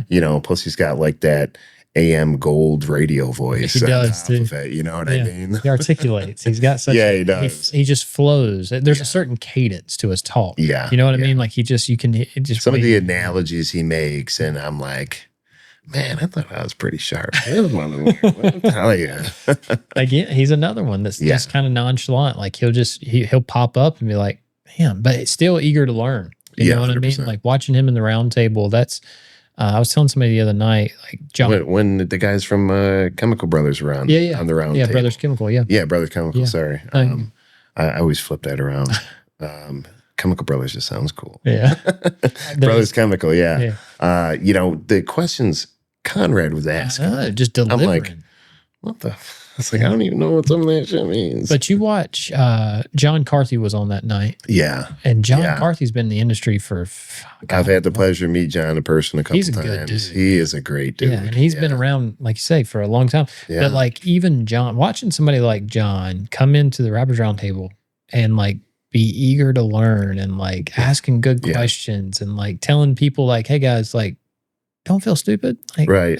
Stupid is not asking the question. Speak up and like get involved. And I forget who I just heard. It said there's no stupid questions. There can only be stupid answers.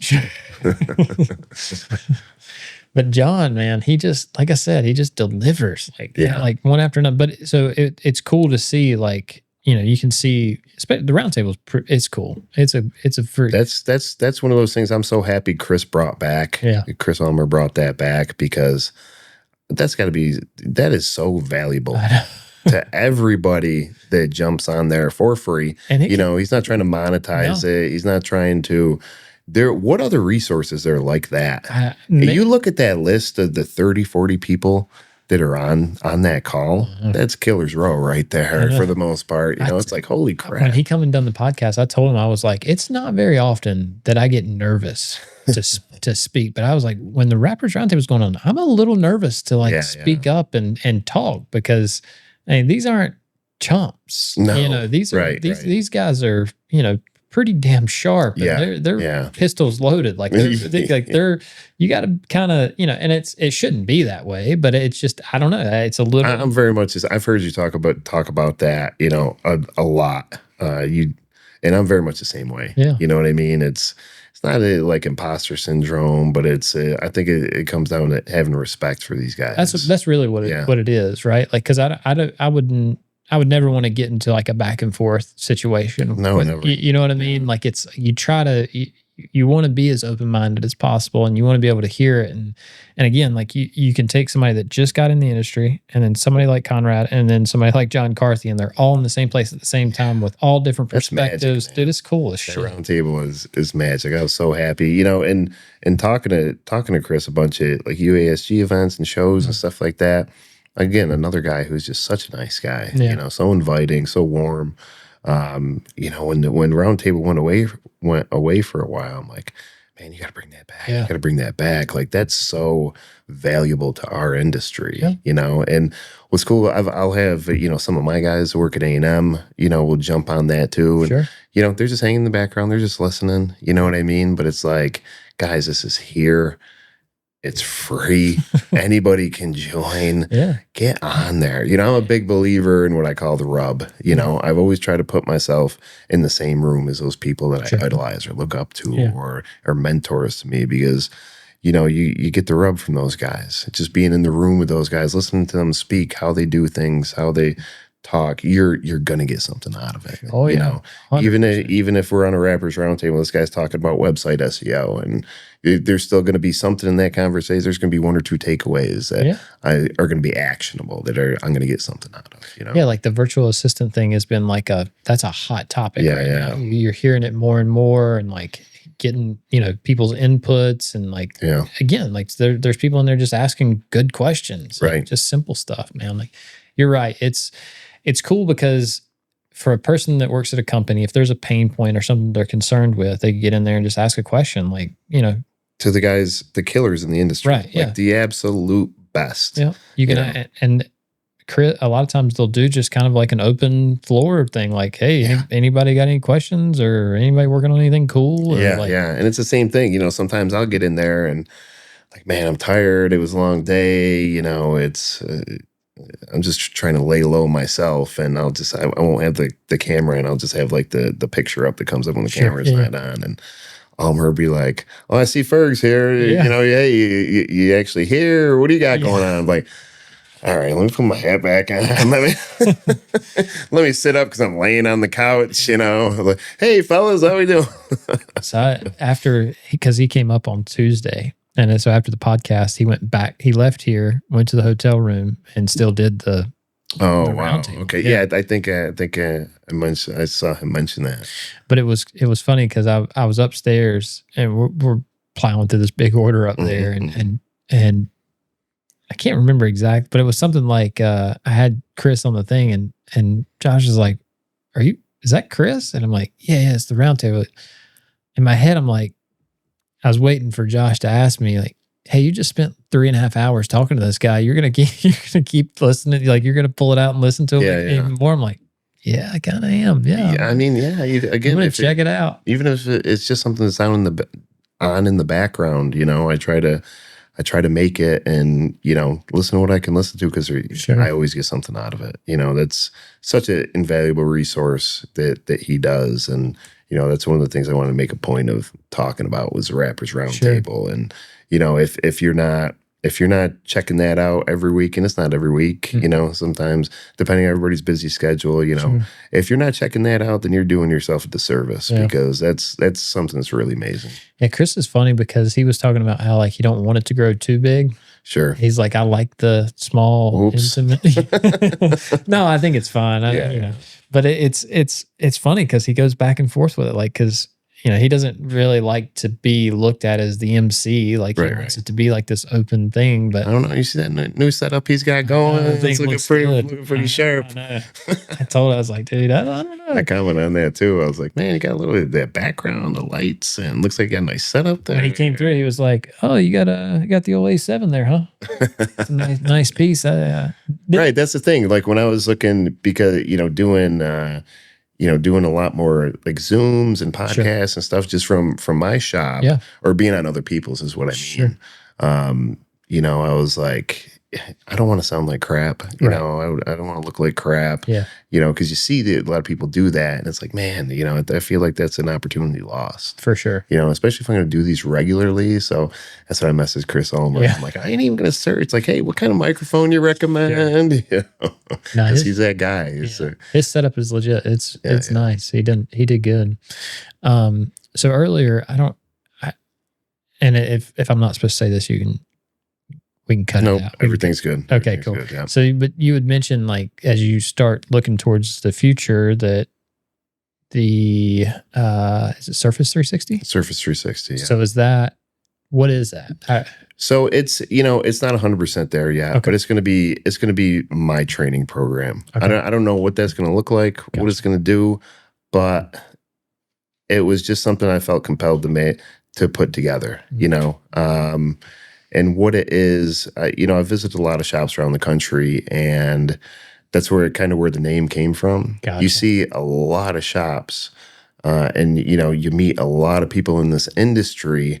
Talk about the 90% are really just going at it surface level. Sure. Whether it's installation, whether it's production, whether it's any number of things that make up our industry, a lot of people are just kind of hovering on that surface level where it's like, man, your game could be so much sharper by diving into, hey, gotcha. Yeah, cast and calendared, but, what about monomeric adhesive? What about monomeric? What about polymeric? Knowing about this stuff. And, it's like, hey, everybody's going to shops, they're just throwing primer on everything. It's like, well, wait a minute, you're using this primer with this film. Have you ever looked at the data sheet for this film? No, why? Because it said it automatically voids their warranty if you use any kind of adhesion promoter. And they're like, really? It's like, so I think a lot of it come out of frustration. Sure. As I kind of dug beyond the surface on a lot of things and, continued to educate myself on a lot of things. So basically, in a nutshell, what it's going to be is a training program. And again, I don't even have this whole thought formed yet, but I'm getting. Well, you're already doing it, right? I'm doing it. Yeah, you're out there. You're doing trainings. You're, you know what I mean? You're working with manufacturers. So this isn't, So, and I kind of took a look at the industry, knowing trainers, knowing a lot of other trainers. Sure. Some trainers kind of doing their own thing, or they're with this company or that company. Sure. And I've been through trainings, for different manufacturers. So I'm like, this is going to be a training that is aimed at the student. It's not pushing a film. Sure. It's not, here's the points we have to hit, right. Unless it's good, makes good training sense. Sure. It's intro. You know what I mean? I think that's the very, very important right now, because I have talked to people that might be intimidated by a 3M program. Sure. I was intimidated by it when I did it, but I was that fool that said, F it, I'm going to go do it. I'm going to figure it out, and I'm going to come out one way or the other. Sure. A lot of people aren't like that. Yeah. Well, a lot of people don't know that, like you were talking about, Mike doing like the 1 or 3 day event. A lot of people don't even know that exists as an option. You know what I mean? They just get online, they Google it, and they think, yeah, well, I guess I got to go to St. Paul, which right. Then they have an option to test or not test. Right. Like, man, maybe they don't even know that, Sure. Maybe, and that's going to scare the heck out of somebody. 100%. Yeah. But from a training standpoint, it is nice because when they come in there, they're, they're somewhat prepared. Like they know, Yeah. they know where the standard is. But yeah, no, I mean, I've seen it a lot with people in the industry. It's like there's probably like that fundamental, Yeah, like, I just saw, and I could be completely wrong, but just and I can only work based off of my experience Sure. in the industry. So I think there's just, and fundamentals are important. If you look at, I've heard so many stories that were just like mine of, hey, I started off just trying to sling this stuff and I did it wrong for a long time, and then you got to break bad habits. Sure. So. I think fundamentals are a huge part of that, the Surface 360. And we're doing, I'm going to have 2 different programs, obviously windows, floors, walls, and, like an intro to commercial fleet kind of thing, but it's really meant to kind of break that barrier, kind of fill in that gap between, and it's priced reasonably to do so. It's not $1,000 or plus to, for a training program. It's a 1-day thing. And people leave, students are leaving dangerous that day. You're going to be able to take that, go make money with what I taught you. You know what I mean? Or, you're going to be able to, fill in some of those gaps, or take some of that mystery out of what you're doing because you don't have any education in it. So, if it focuses a lot on fundamentals, and I can ramp it up as I kind of feel the pulse of the class, and as you've got a lot of different students in one classroom. So you could tell that, hey, they're going to be a stud. You know what I mean? Or, hey, this guy's going to need some extra work with it, I mean, just even somebody that's like paid for, you start putting them in categories really quick, right? And you're trying to catch a feel, or, how this class is going to go. Is it going to be heavy one way or the other? And because you do have to treat it accordingly. You do. And that class, that day blows by. Oh yeah. Blows by. So quick. You think about it, I mean, even stud trainers, you talk to these guys that still get nervous, before class, like I said, it's that kind of imposter syndrome thing. And I get it big time because I'm still, a new trainer, so it's like, man, I'm very passionate about, I want everybody to leave this class, saying, man, I learned something today. I feel confident to take the next step, continue learning. I do not want anybody ever to walk out of there. They kind of fell through the cracks, and I will, is where you're kind of looking at everybody in that lens during the course of the day. I'll tell people, I'm like, listen, class is over at 4 o'clock today, 5 o'clock today. I'll put an extra hour in if you want to stay. If that's messing with it, if you're not getting it, let's get it. Let's find that, because it always takes that one way. Maybe I can explain it a little bit different. Maybe my way of explaining it didn't click with them. Maybe Scott explains it a certain way. I've heard him explain this. I've heard John explain it this way. Maybe if I explain it that way, it'll click with them, So it's finding that thing that really makes it click, and you see the light bulb go off. Then all of a sudden, boom, they're squeegeeing correctly, or, they're doing this or that whatever correctly. The thing is, So in squeegeeing, squeegee technique is, I feel like that's overlooked a lot because it's supposed to be a no-brainer. But it's so many people squeegee wrong. You know what I mean? So I've got squeegee school, and a lot of people sit there chopping with a squeegee and things like that, and, it's all in good fun and stuff like that. If we got squeegee school, we got squeegee detention. Once we go through squeegee school, you know what I mean? If you're not listening, if you're not, to squeegeeing correctly, we're gonna put you in squeegee detention over here. And again, it's all lighthearted and real fun and stuff like that. You're gonna go back over and we're gonna draw the lines with the dry erase on the whiteboard, and you're gonna do it right, and then you can come back over, So it's just stuff like that make it fun, but you put somebody in, you get that one guy that's chopping with a squeegee and, putting all this tension in the film that they're just going to have to fight through the whole panel that's just not getting it. Put them into squeegee detention one time, they're going to get it. They're never going to forget squeegee detention, I had a good friend of mine. I was working on an antenna one time, and I was just kicking my ass. It was just such a funny shape. I was trying to get it to drop in. And he went over, we were at a I can't even remember. We were at a shop somewhere doing an install. He walked in the break room and he got a plastic, like a plastic knife, you know, like a utensil thing. Yeah. And he came out and he said, "Hey man, let me see your knife real quick." I hand him my knife and he hands me this plastic one back and it says Scott's knife on it. Just, he wrote Scott's knife on the side of it.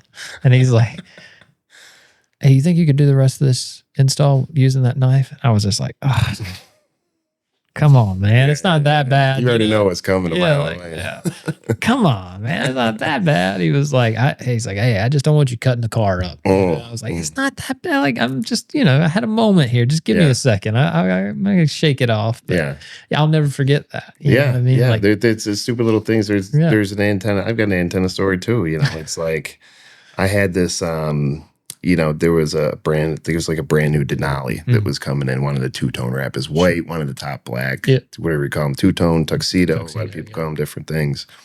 And it's got this big freaking antenna on it. And I'm like, antennas always kick my ass. Sure. It's like and I'm like, why do these always kick my ass?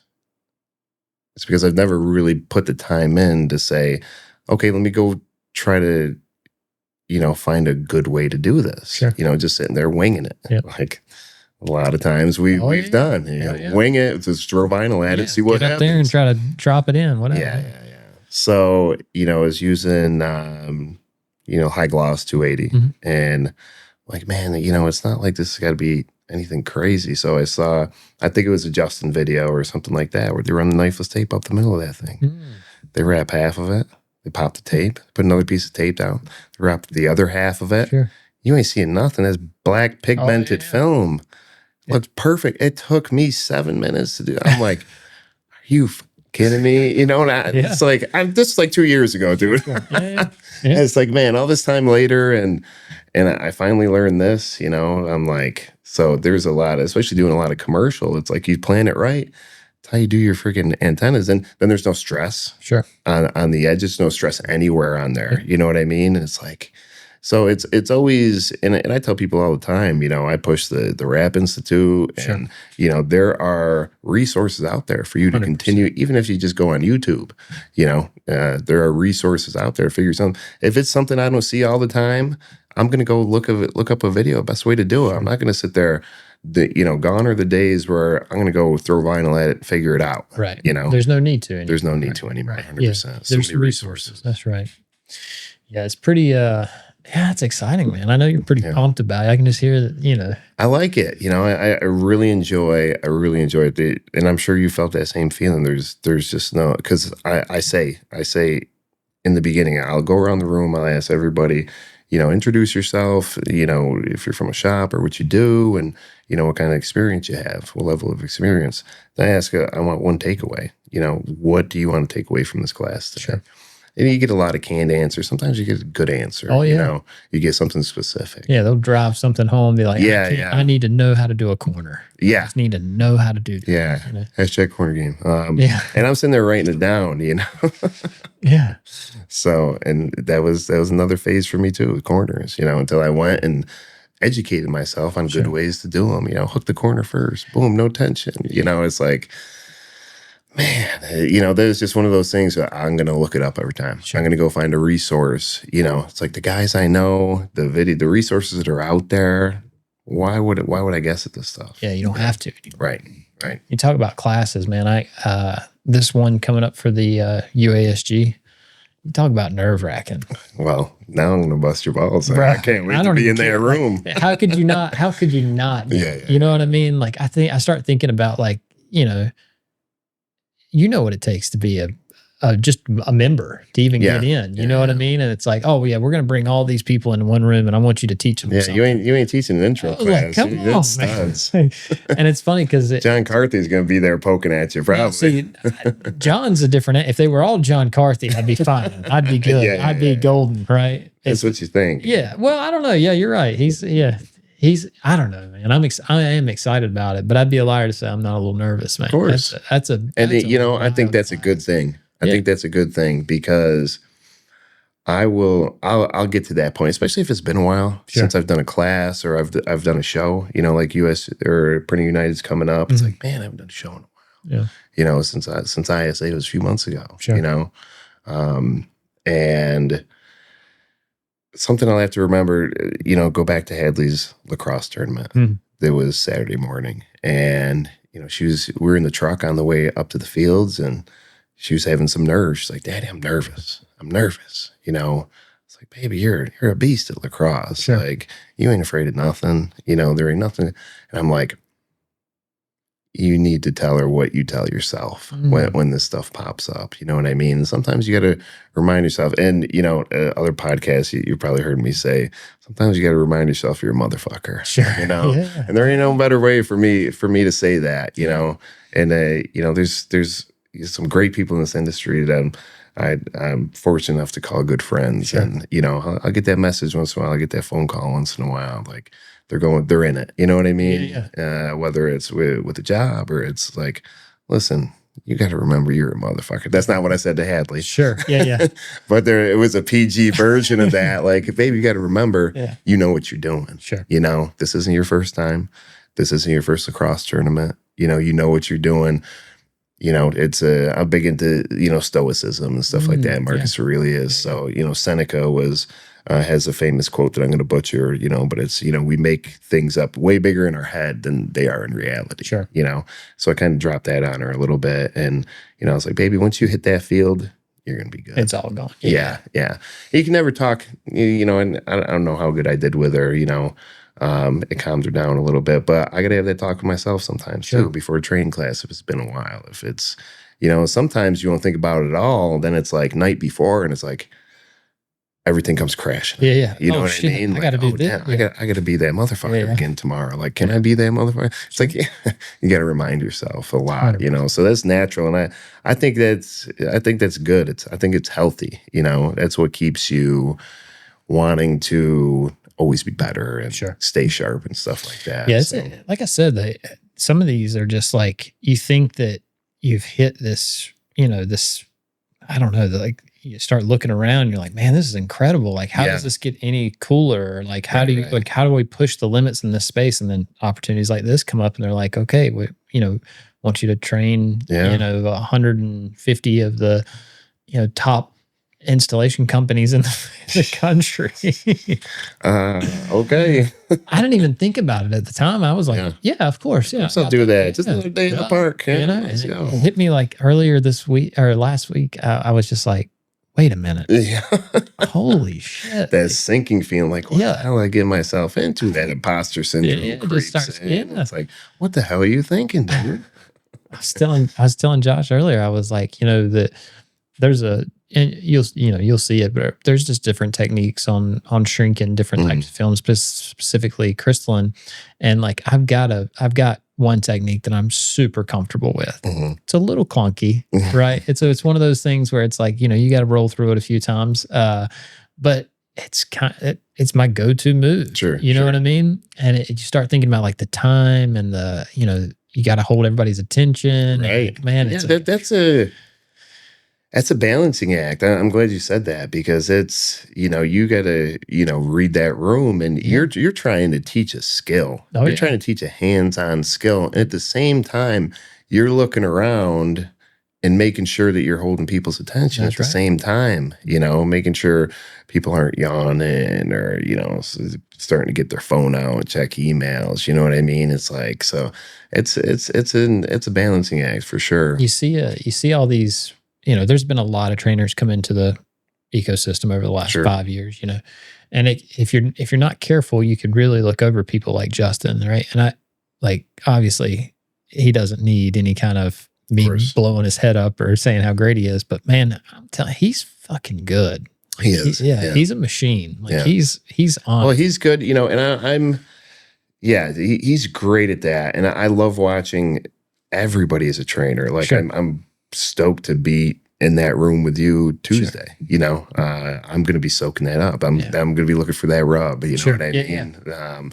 Not only learning the technique, but also, you know, learning from you as a trainer as well. You know what I mean? I look forward to you know, I went and took Avery digital class that John was doing down at Exotic Vehicle Wraps. Conrad. I was like, this combination I can't miss. I'm literally gonna fly down there and freaking pay for the class to you know. That was magic. You know, it was amazing. And yeah, they had the advanced class. I think it was at Miller's last year. yeah. I considered it. I was like, man, why not? Like you said, I mean, you talk about John, Justin at Miller's, like it was pretty strong. Yeah, you know what I mean. But yeah, I want to spend some more time with Conrad. I haven't had a chance to be around him much, but he's one I look forward to. Is he part of the UASG? Do you know? He is not. No, I don't believe. I mean, I don't know. Well, he's more color change anyway. All right? color, you know, 99% color change. Okay, that's what I thought. PPF, things like that. Got it. Yeah. But he is. Yeah, he and I stay in touch pretty. We talk pretty frequently. You know, he's just one of those guys, and it goes back and forth. You know, he's one of those guys who, you know, I'll message sometimes when I need to be reminded that I'm a motherfucker. Yeah. And, you know, and vice versa. Sure. You know, when we were doing 75 hard, I don't know if he wants me sharing the story or not, but I just, you know, it's 2 workouts a day, you know, and I live in upstate New York. Oh, I seen some of your videos. I started on December 1st. Yeah, so I'd get up at 5 a.m. every morning. That would be my outdoor workout. I'd just go for a walk. Yeah. You know, which turned out to be like 2.6 miles round trip. And I'm bundled up like a freaking Eskimo. Yeah. And I've got, you gotta be, right? Yeah, because I hate the cold. Oh, okay. It's a terrible place to be. Trust me, don't I know it? You know, so there was one morning, it was a Saturday morning, and I just gotten back. Just got back in the door, was taking the layers off, and I think I was making myself some breakfast, something like that. And, you know, again, it was early. It wasn't 5 a.m. It was a little bit later, you know, a little bit later morning. And John's calling my phone. I know John only calls my phone for a couple of reasons. Either talk shit to me or because he needs me to talk shit to him. Okay. So I answer the phone. I'm like, what's up, John? I can hear he's outside. I'm like, oh, you need me to remind you you're a motherfucker. No, he's like, oh, this freaking sucks, blah, blah, blah. We end up talking on the phone and I'm not a big talk on the phone guy. Sure. You know what I mean? That's changed recently. You know, when it comes to guys like you and me, and we're talking shop and stuff like that, that's easy. You know, we end up talking on the phone for like 45 minutes. And he's like, you know, you got to the point, he's like, damn, my workout's over.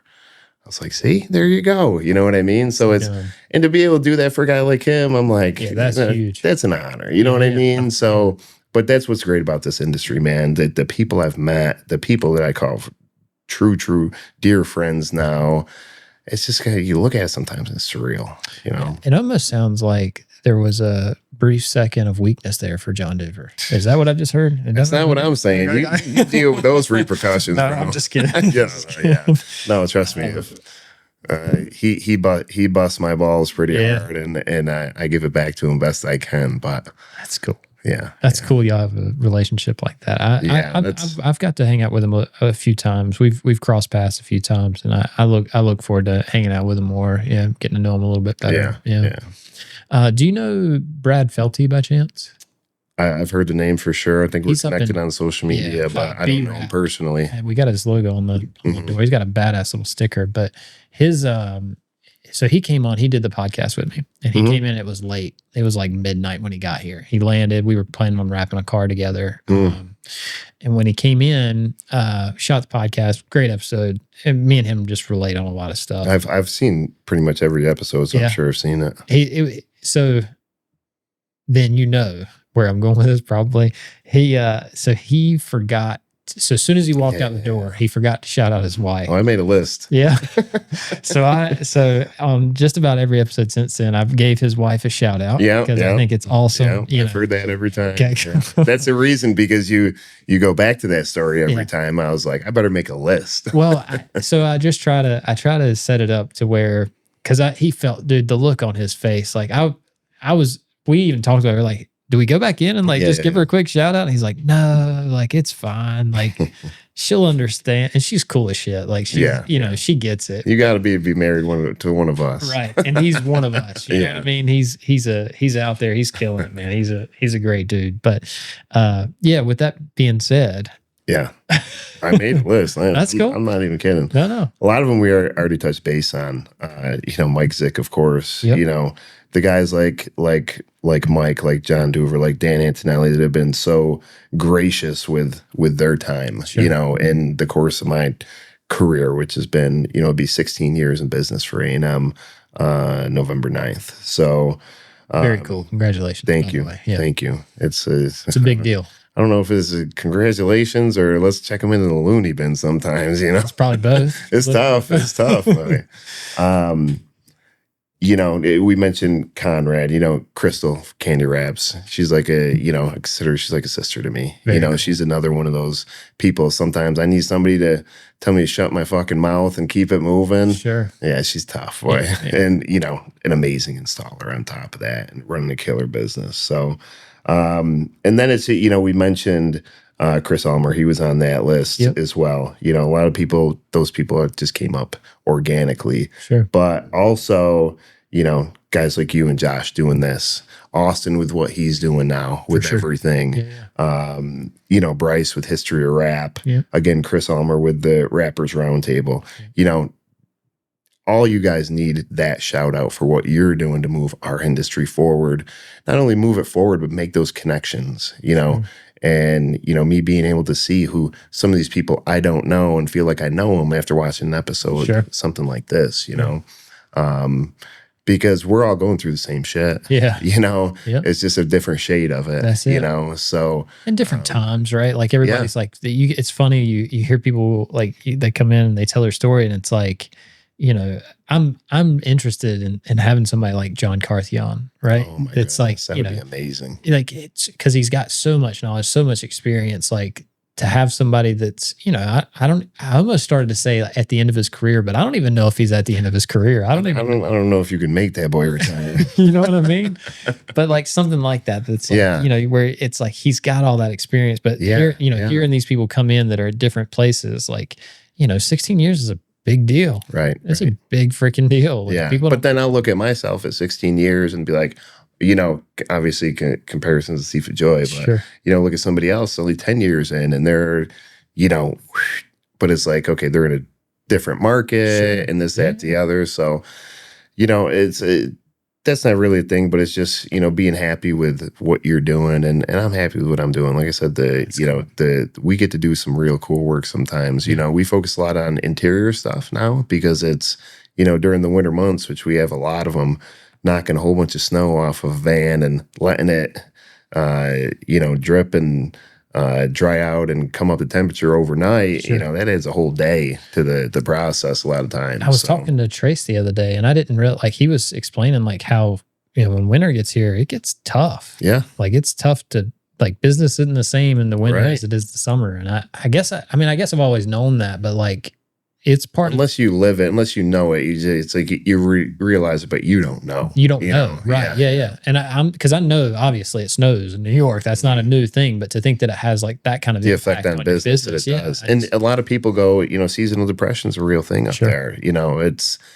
And I think a lot of what's made me who I am now is because I get to get out of there. Sure. A good amount. I get to go see, have the finger on the pulse of the industry around the country and meet great people and, get out of my four walls, so I really enjoy that. And that's, the snow and things like that's where I really started looking at, we've branded what I call premium graphic environments. You know what I mean?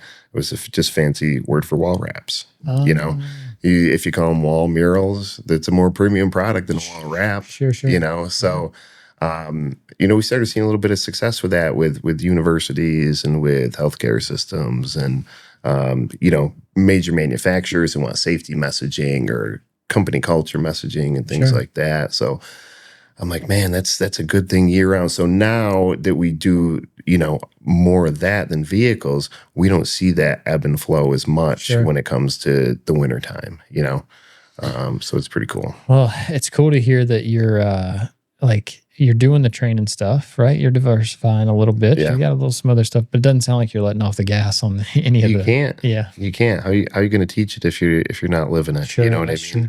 Yeah. And that's that vicious cycle sometimes too. We just had this pretty big statewide rollout, I can't talk too much about, but it's like, I'm going to get in there. I'm going to go handle these locations. Yeah, I'm going to do the dang thing. And it's like, what the fuck am I doing, man? Why did I get myself into this? But I'm going to do it. Yeah, yeah. It's those things. I think we're gluttons for punishment sometimes when we haven't had it in a while. You know what I mean? The sting wears off for a while. And it's like, oh, I'm going to do this. I'm going to go. We can handle this. Go wrap that thing. I'm going to go do that removal. That removal is nothing. Yeah, we'll knock it out. No problem. Don't. But that's what Forz is a motherfucker, 100%. Yeah, that's. While I'm thinking about it, though, I did want to say. So I don't know that your daughter will watch podcast or listen to it. Probably not. She probably thinks we're lame. Yeah. Right. Yeah. If she knows she's mentioned in it, it might pique her interest. So that's. I wanted to tell her. Right. If she does make it this far, she does hear any of this, that first off, your dad's cool. Very cool. And he's crushing it. You lost her. You lost her right there. Yeah. She cut it off. She's like, this is enough. This guy's lying. And we see what you're doing. Obviously, like any support from us, like we want to make sure that we're supporting you and we got your back. And you know what I mean? Like, and you guys have, that's been amazing, with what you guys do as far as the WrapOn tool stuff and, being so gracious with that stuff. You don't have to do that, but you do. And that's what makes you guys different. Yeah. We're just not those type of people that talk about it. You know what I mean? Right. Like it comes down to it. Like, hey, I know what you're doing. I know you don't get to where you're at without, there's a whole line of things that you got to go through. Oh yeah. And so it's like, it's one thing to say like, tell your daughter you're cool or like, you know what I mean? But no, we want to show like we support you. Like we see what's going on and like we think it's badass and we think it's important and we want to make sure. So anyway, I don't know what made me think about that. I was just like, man, if she needs to hear it. And shout out to her too. Yeah. She's my biggest fan, my biggest critic at the same time, and she gives me that staunch reminder that listen, dude, you ain't all that, and that comes from a 10-year-old. So you need that. You do. Yeah. Sometimes the best advice you can get comes from a 10-year-old. Yeah. Oh, yeah. That's for sure. Sometimes the worst, too. I'll tell you that much. It cuts deep. No, Daddy, I can have extra ice cream and I'll still go to bed. I promise. It's like, no, you won't. Like, stop arguing with me. I know what's going to happen. But make me a bowl, too. Yeah. Dude, that's what the dad tax is for. That is a thing, 100%. Absolutely. So, well, dude, man, I appreciate you coming hanging out. Thanks for having me. I am looking forward to the UASG meeting. Yeah, I think it's going to be badass. It's always good. They, Trace and UASG Kip, they always do an amazing job with these meetings and trainings, and they just keep making it better and better. Honestly, it was one of the big reasons why I signed up. I think it was a few years ago. It was like at the BMW plant or something like that. Yeah. It was like I was like, dude, this is fucking cool. And then last year, maybe it was a cruise or something. Yeah. I actually took, I was in the middle of 75 hard on that cruise. And I took Hadley with me on that. Oh, she was the star of the show. Dude, it was crazy. It's crazy. Yeah. Well, you talk about the rub, right? Like you think about like being out there, hanging out with those people and just chopping it up. And that's why, that's why she has such a strong personality, even locally, mostly locally.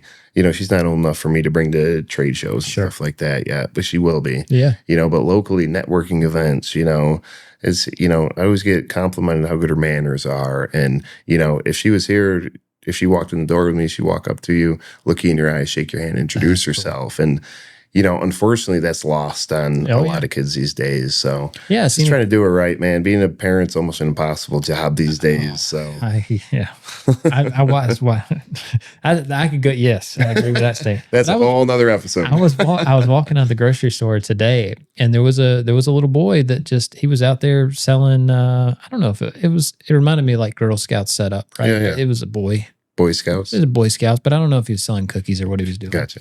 I just know popcorn. That he was fidgeting and he was just kind of like swinging around and playing, and like I felt like that because I see kids like that and I'm like, dude, when somebody's coming, if you're really trying to sell something, right, you got to pay attention, look up, right, get your eyes up here, shake somebody's hand, right. But you can't go around telling little kids what to do. You know what I mean? No. We'd probably be reading about you in the paper, and we wouldn't be doing this show right now. His mom would have beat me up in the parking lot. Whapped with a purse or but something. I felt that. You know what I mean? Yeah, I was yeah. like, come on, man. Well, like, it's a such disconnect, opportunity. and the thing is, it's down to the parents. Sure. It's, again, we work with. I work a lot with like our local Votech school. You know what I mean? BOCES is called up by us. So, because I am in a small city, and for this industry, there's no talent pool. Sure. So I knew I could either. I got two options. I could sit around and bitch about it, Sure, or I could do something about it. Yeah. So we run interns through, where I sit on the steering committee for the new media program and stuff like that. So it's like, either do something about it or shut up, and that's it, and do you it's still parents. draw? I wanted to ask you that earlier, but are you still into the art stuff? Like, are you still doing? Yeah, somewhat, not anywhere like I used to. Every once in a while I get a hair up my ass. Yeah. And, like a lot of my tattoos I designed myself, and it got to the point where I've got a super talented tattoo artist. Shout out to Thad Jackson, the Keepsake Tattoo. It got to a point where he's like, hey, dude, you ever gonna let me design one of your tattoos? So it depends. Some stuff, design ideas. It's like I've got a top-notch designer. Mark Lupo is absolutely amazing. So I'm not designing anything really. Gotcha. Sometimes once in a while, like the Lambo design that was just in Rap Fam, I That took was pretty that. sick. Yeah, that came out pretty cool. I had a vision for that. So sometimes it's easier just for me to jump in and do it. Yeah. Than to try to sit there and, spew out what that vision is. Sure. And it's not going to come across correctly. Right. I know what I want to do. I'm just going to go do it, So sometimes I still find those outlets. You have to find those outlets if it's in you to be creative. Yeah. It can't just be lawn signs all day. So No, I think that's me and Chris talked about that some. Just like, it's funny watching creative people. It's not always just one outlet. It's right. They're gonna find. It's going to come the out. training. That's an outlet for me. sure. I'd love that. That's the feeling you get from that is second to none. When it comes to the business aspect of things, Sure. growing things, all these things, you get a different pop from them. Sure, But So, there is a level of creativity that comes with that. sure, sure. So it's me and Josh were talking about it earlier. It's like a lot of the stuff upstairs is like the benefits of it is it's machines, right? Right, Like, so right. it's just repetition, doing it over and over again. But like at the same time, it's like Josh, he was like, when's the cool creative stuff? We got to get away, like, I don't know if you've seen the glove video or not, but like I did. That was cool. Yeah, that was really cool. So- Between like stuff like that, Right. seeing Chris Ulmer step his social media game up and stuff like that. Did you see the video Dan Antonelli just did? Oh, dude, like I said, his stuff has been on fire, dude. Right. So I'm just seeing like this level up in social, Yeah. So I actually just there's a local girl who was doing some social media stuff. I'm like, hey, you want to do my social media? Like, I gotta get that. Social media's always been great for us. Sure. You know what I mean? But I was doing it, or I was having, like a sales guy do it or Sure. something like that. And it always falls, we get busy. Sure. Then that's the first thing we're not gonna do. Oh, yeah. When we got to get the work done. So I'm like, you know what? I got to get somebody who can put the time into it, So it was, you guys doing that, seeing Chris Ulmer, so seeing that kick charge video where the girl comes into Dan's office, hey, I got this idea, and they're kind It was of like a jingle or the whatever. jingle, yeah. It was good. I commented and I'm like hashtag new ringtone or something like that. You know what I mean? Yeah. I was like, man, you know what? That it's just that inspiration. I'm like, I'm gonna get off my ass. We're gonna get the social media thing going again. Audrey does all of the WrapOn tool stuff, man. She crushes it. Oh yeah, she's fantastic. Yeah, your guys' stuff is we, awesome. If we left it up to me and Josh, we'd be screwed. Right. I mean, even though for the last 2 months, our personal stuff, I don't even know if either one of us posted anything. Exactly. Since RapsCon, you know what I mean? Like, back in my head somewhere, I'm like, you know what? I should probably make a post, about us winning the Rap Olympics. That's pretty cool. You know? You just Instead of just sharing other people's posts, and Yeah. again, I'm pretty active with my stories and stuff like Sure. that, and I'll have somebody. It'll surprise me sometimes. I'll bump into somebody I haven't seen in a while. Oh, hey, I saw you did that, and I was like, how'd you know about that? Yeah. I was like, oh, you posted in your story. Yeah. Oh yeah, I do that. Stories a are the lot. best, man. Yeah. They're so quick and easy. Yeah, There's no that's the reason thing. not to do That's it. the thing. They're quick and easy. Yeah. So that's what keeps them going, and. you know, at least that keeps some touches out there. Sure. You know, I think it's all about, I've talked a lot about the touches, you know, Yeah. if you're trying to gain a new client, it's the touches. Okay, let's touch them on LinkedIn. Sure. Let's touch them with an email. You know, maybe they'll see our one of our vans or something like that. It takes a certain, and John, you know, Doers talked about this a ton. It takes, you know, a certain amount of touches before you're going to get somebody's attention. Yeah. Yeah, because everything is pulling their attention 1,000 different ways. Their phones, marketing, all the stuff. So. Yeah. Anyway, all right, man. I enjoyed the hell out of it. Absolutely. Thanks again. We talked about this a lot of times, but I was able to get my ass down Me there. too. I do really appreciate you making the time. To do Yeah. this. Well, it made sense. You know, it's like, hey, you're going to be headed down there. And I was like, might as well stop in. Yeah. Come a day early, stop in, get her done. Maybe have some barbecue or something while you're in. Well, I'm a hoe for some barbecue, so let's go. All right. Lambert, we good? Yeah. All right.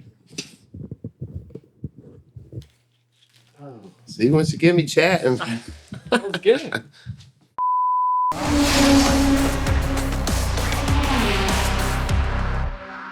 All right, let's go.